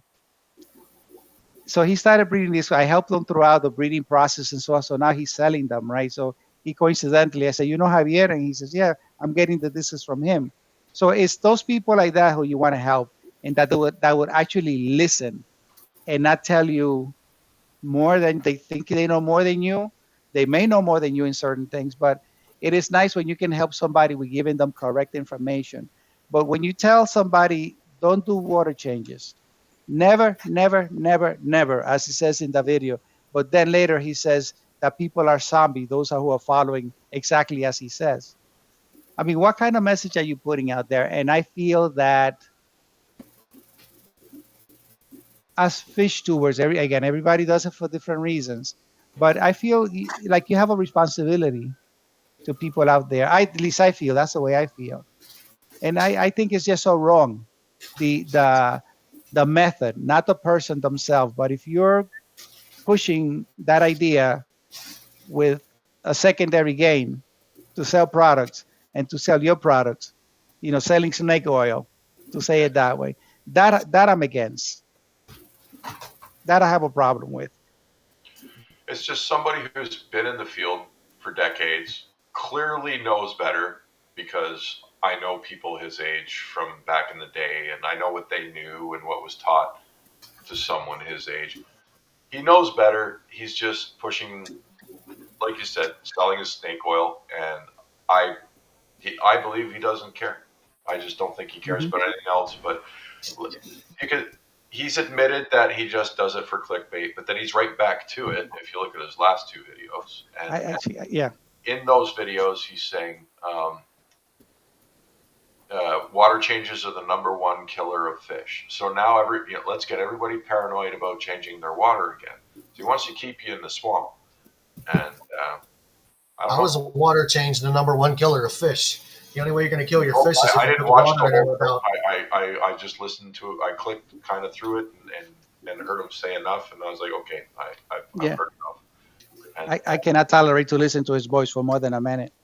But I was curious, so I took a quick peek. But yeah, that's the gist of his new message in his last two videos about water changes is they're basically bad to do again, and they're the number one killer, and you got to do very small water changes. And well, of course, in a tank like that, you got to do really small water changes. We actually covered this earlier. We were talking about it, where right. So we don't have to touch that again. But it'll crash your cycle. Yeah. Well, your fish aren't used to tap water anymore. The sudden change. Yeah. So look, a couple of messages from Kevin. Right, he says, "I like the father fish question style," and I mean, I quote, style of tank setup. Nothing wrong with a dirty tank. They have their place. Plants love dirt. But then he said, but you still have to be smart about it and still need water changes and maintenance. Water quality As matters. you go, Yeah. water quality matters. Then further down, he says, I won't buy any dirt. The dirt in my tank was for free, true. And then he says he has a 33 long dirty tank flawlessly with an Acla clear filter, has a filter, barely any water changes, but he also has a ton of plant and small fish. That's the thing. There's nothing wrong with a dirty tank. It's a thing to put crap out there. Are we on Rumble now? No, we're still on YouTube. Okay. Don't worry about that. YouTube. Yeah, Anyway. but just to put a bunch of crap out there and say that you never need to do this, and then later say, yeah, but you have to maintain it. And although Sean and Funk got into it during that thing, there was something behind that led to that situation, which he has explained. Yeah. Funk Yeah, Jesse said has. I can't stand listening to myself. You know, there's some You know people what? that I can't stand listening to. There really is. Yeah, and it's hard. Yeah, there's some that's hard, and then there's some that's not. You know what I mean? But sometimes some of the people that are hard to listen to, some of them do have some good information. Exactly, So, I was having a conversation on text with Jesse about listen to certain people. We sound different. We different part of the world. We sound everything, and this is a community that's worldwide, and it is hard listening to some people because of the accent. I have an accent. I'm not native English speaker, but some people are hard. Either the tone of voice, the delivery method, or their accent is hard to listen to when you come from a different part of the world. I was watching the other day Fluffy, the comedian. I don't know if you guys. He's a Gabriel American. Iglesias. Exactly. I was listening to him, and he says he's talking about the people, the English people, how they sound so cultured to us. But then he says, but when we go there, we sound to them like this, and he starts speaking like a very heavy Southern hillbilly, accent. And then he said, "I'm not insulting you, guy, but he was just, it's comedy." But the point is that we sound different to different people, so let me say, as Americans, I've been here more than 11. I'm 52 years here. But when we go to different part of the world, we have to understand that cultures are different, people are different, and as Americans, when we go someplace else, we have to adapt to their cultures, and we're strange to them, right? Like Sean from Noisy Aquatics, for instance, with his English Mm-hmm. accent. Yeah. I mean, all right, so I actually had the privilege of meeting Sean in person. I've been to Sean's house. I've had dinner with Sean. I helped Sean build his fence. Sean lives here in America. He lives in the Sean States? he lives in Michigan. He lives like 2 hours from me. It's actually a nice drive. So I'm talking to him. We're up there hanging out, and we went to a fish store together when I met him originally. And we're walking through the park, and he's talking, and these two girls pass by us, and they hear him talk. And I have never seen two individuals whip their head around so fast. Like, these chicks were like, shoom. I'm like, uh-oh. He's like, yeah, I get that all the time. I'm like, I'm sure. So I can listen to that dude read the Bible. I mean, I'm not going to lie to you. The English accent doesn't bother me. Yeah. But I'm sitting there listening to some people like Father Fish. Dude puts me to sleep. I'm not going to lie. Sorry. Not my cup of tea. Nothing against the dude. You do you, boo-boo. You're just not my cup of tea. There's a couple of them. He's one of them. I lived the individual that Jesse mixed, the ick chick. Man, she sounds like she's got marbles in her mouth, and it's a little hard to understand. There's just a few that I just can't do. Mm-hmm. I'm like, why does this sound like you're spitting out rubbish that I can't understand? I have a harder time understanding somebody who can't speak English, or an easier time listening to somebody that can't speak English than listening to these people. Mm-hmm. Plain and simple. I mean, but when it comes to the dirted tank, I like Tommy's method. Tommy's is like Father Fish's, but his includes water changes. Yeah, Probably I has mean, a little I more know focus. Jesse said it a minute ago. Father Fish it does water changes. It was just clickbait. Well, clickbait yeah, also gives misinformation. exactly. That's my point. I don't know. I don't take anything seriously. I think life is too short to turn on an enjoyable hobby and surround it with all bullshit. Stop thinking too deep and just enjoy the damn hobby. I enjoy the damn fish, but I also don't like people giving piss poor information. Yeah. There it Uh, is. There it is. Jesse beat me to this one. I was waiting for an opening. June says that Americans have accents, of course. And I say, just listen to somebody from New York and somebody from the deep South. I don't hear the New York accent because I live here. But take me to the South, you can pick up a person like this. The Dominican Republic is a relatively small island. I mean, it can be 8 hours to drive across, but it's relatively small. And I can tell you, I have a hard time listening to our Southern accent because the Oh the God, R's the R's are over exaggerated, or where there is no R, they may put an R there, and it's like it's kind of very rough to listen. I still don't get accustomed to the Southern accent from there, and then from the northern part of the country where I'm from, we have our own distinct accent. It's still the same language, but we sound different, like a New Yorker and a Southerner here. But it's I can like give sometimes, huh? I can give you an example of a perfect New York accent. Uh-huh. Garcia Aquatics. Oh yeah, yeah, yeah, yeah, yeah, yeah. Garcia, yeah, Perfect. Garcia, yeah, perfect New York. yeah, yeah. I can I understand all definitely. the accents. It's weird, but where I live, like up here, there's people from everywhere around me my whole life. So I've heard every kind of accent, gotten used to people speaking English badly in every possible different way that I can actually understand them all. It's hilarious. Sean, do you speak French? No, I can understand it, and I could, if I had to ask for directions, I can speak it well enough that a French person will give me a right answer. But could I speak it and translate fluently? No, no. I could speak it to save my life. Yes. I can speak Mon a little bit parler of en English français to un save my petit life. peu. Jesse, was Jim just talking about the same person that you and I were talking about having marble in the mouth? Sounds like she has marble in the mouth. Is it the I same believe. person? I believe so. Yeah. Very intelligent person, and I Very. appreciate her a lot if we're talking about the same person. I think And I, and I this is like her. yeah, I think we're all talking about the same person. But it's and I've had sometimes like more private text messaging in some of the videos. And I love an intelligent person. I love an intelligent mind and somebody who speaks intelligently. And sometimes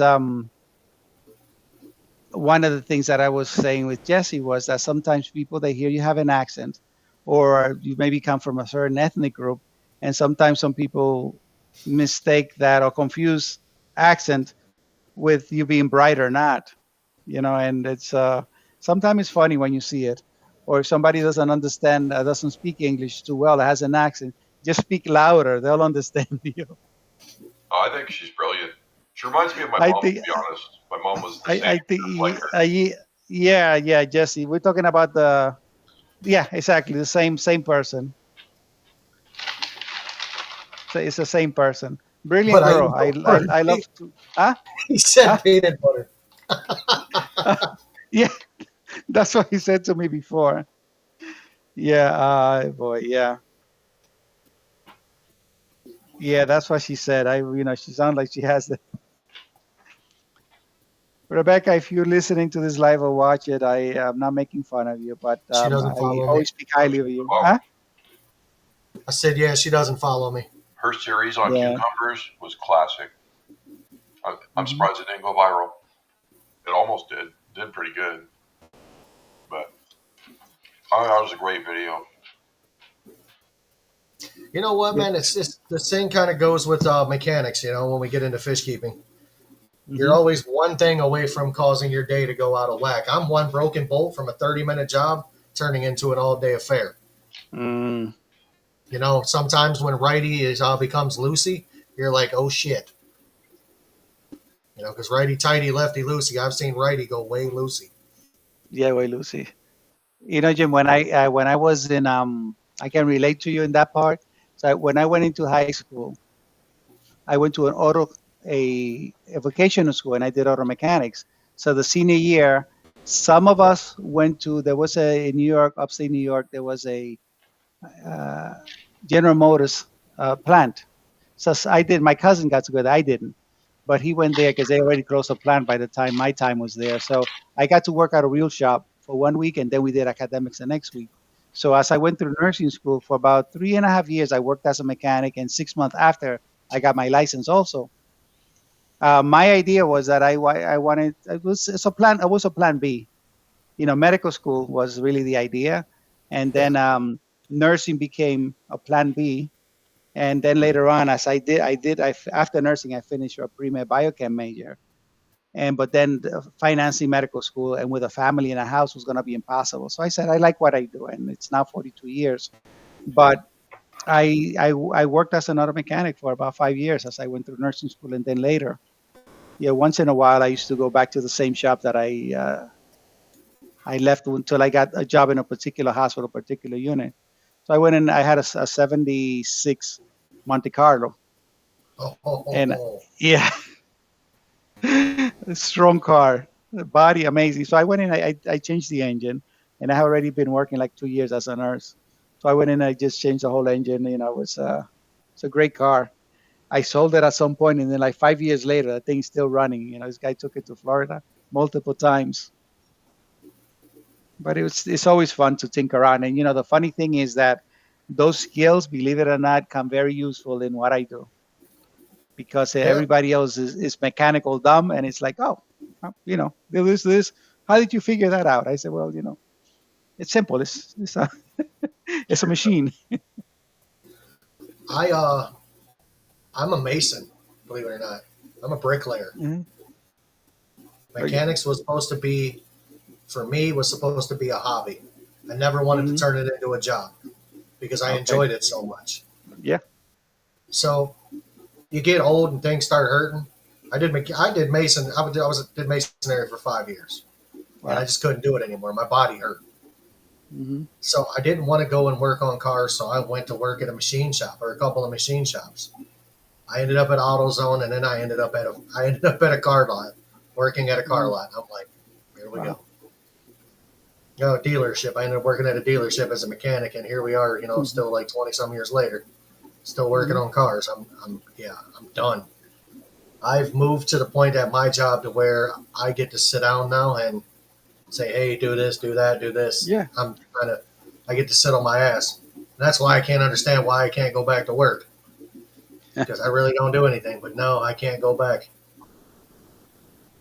Who says that? Your So doctor, or your job is saying that? both, Okay.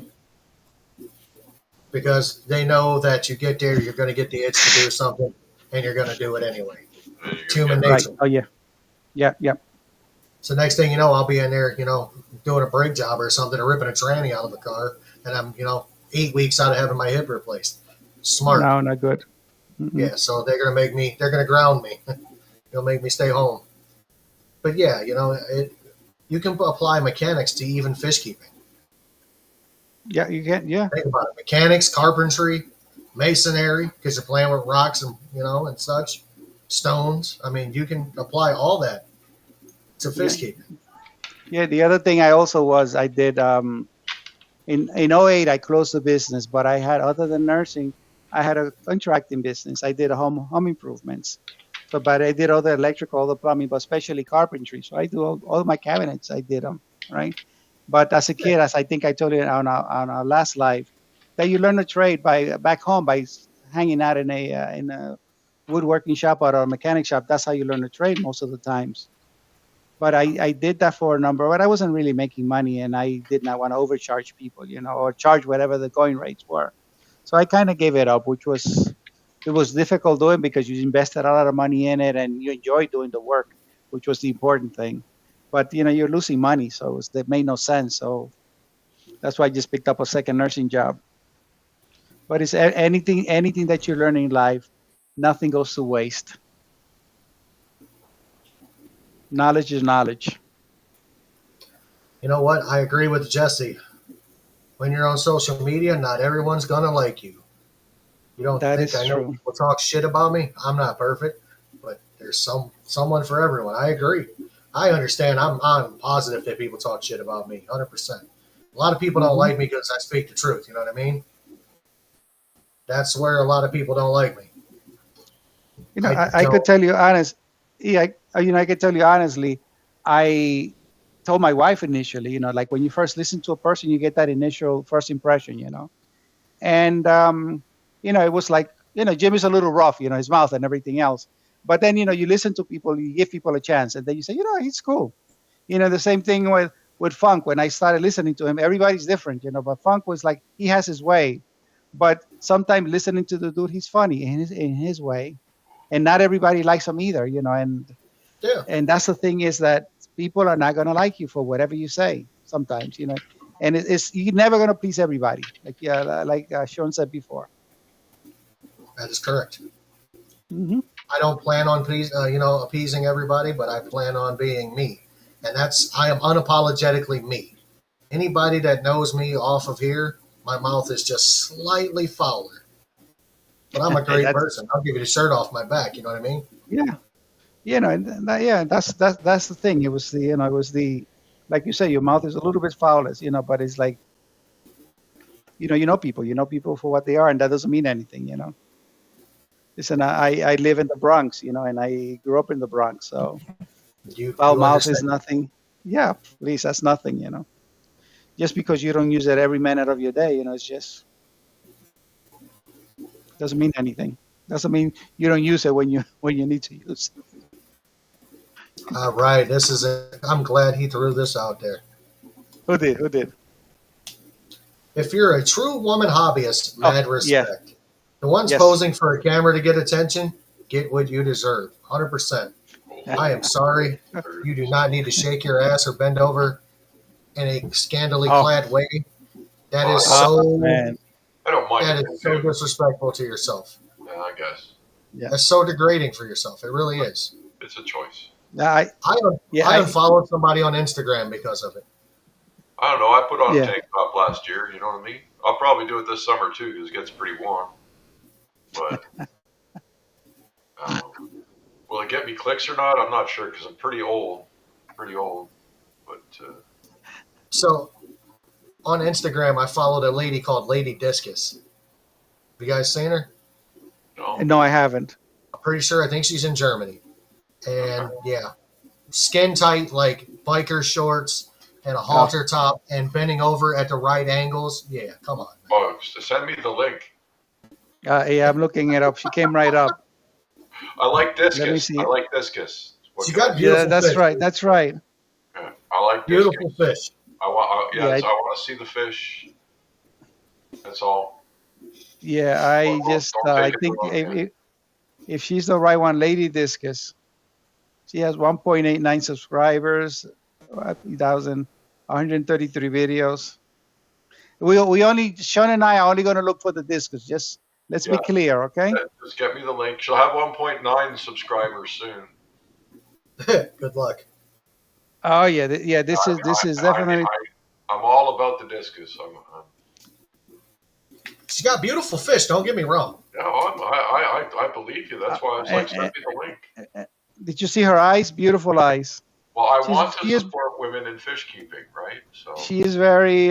Sean, did you find her? I'll send you the link. no, I don't have. Where's my phone? No, I'll send it to you. It'll be there. Okay, yeah. I'm just getting ready for it.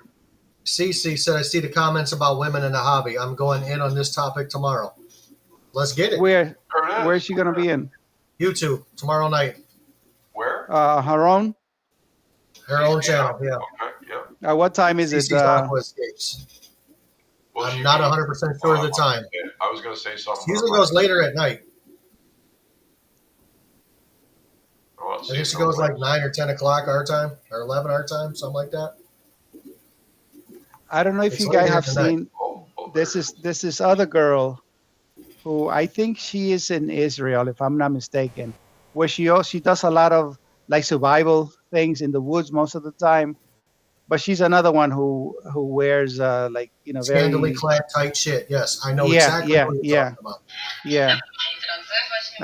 I remember one guy said it was a short that she did. like the first time he just came on my feed, and one of the comment was, um, "When does this video end? Because I've been watching like for 4 days." I said it to my 17-year-old. He's the one who set up my channel for me. And I said, Michael, can you tell me about this video? Because it's like I've been watching like a few hours. I don't know when 10 it's p.m. gonna Central. end. 10 p.m. Central. So that's Okay, 11 so that's very o'clock good. Eastern. That's about 8 o'clock. 11 You said Eastern. Eastern? 11 Huh? Eastern. 11 p.m. Oh, Eastern. okay, got you. I Oh usually tune boy. into her live. She doesn't know I'm there most of the time creeping because I'll put it on while I'm doing something in the fish room. And there's been times I've been in the chat room like just getting it, Yeah. Sometimes I just put some lives and I'm just listening as I'm working. I think I told her already, but Cece, I felt so bad for her one time. I think it was her first live that she did, and there's some effing jerks, people from the Middle East. Well, it was the names were Middle Eastern, and I think somebody from Israel too, and they were like making some crazy comments, and it was like I was apologizing to just inappropriate shit, trolls, and I think also Adele, Australian. Sometimes Yeah. I'm in her life too, she's walking to the gym or something, and a couple of times I blocked messages so she didn't get to see them. Because they were really totally inappropriate. And I don't get these people either. That's not the ladies, but the people doing this crap. Anyway. We have women in this hobby that are doing it the right way. I mean, I'll say it straight off the bat. You got Cece, you've got Mystic Pets, and you have June in here. Okay, 3 ladies right there off the top of our head. Another Don't one leave that out I Jody. Don't leave out Jody and Jody P. Cheryl. She's not Mhm. here. Yeah. Lisa from KG Tropical. She's never in anything skimpy. Yeah. You've got people like that are doing it the right way. Correct. I've seen a few others. Katie Sicklets is another one. Mm-hmm. The little Australian girl who's into cichlids. There's another one. Yes. I haven't seen this one around a lot in a while. What is her name? Oh, it's right there on the tip of my tongue. Well, Jesse wanted me to do dual naked water changes with him this summer. Do it. Creative Pet Keeping. Her name is Kasha. You don't see her walking around in anything. Yeah, I haven't seen her. I gotta try to see if I can get her to come up on my live stream. She was here and I didn't get a chance to meet her. She was at my local fish store. I started following her when her channel was like really young.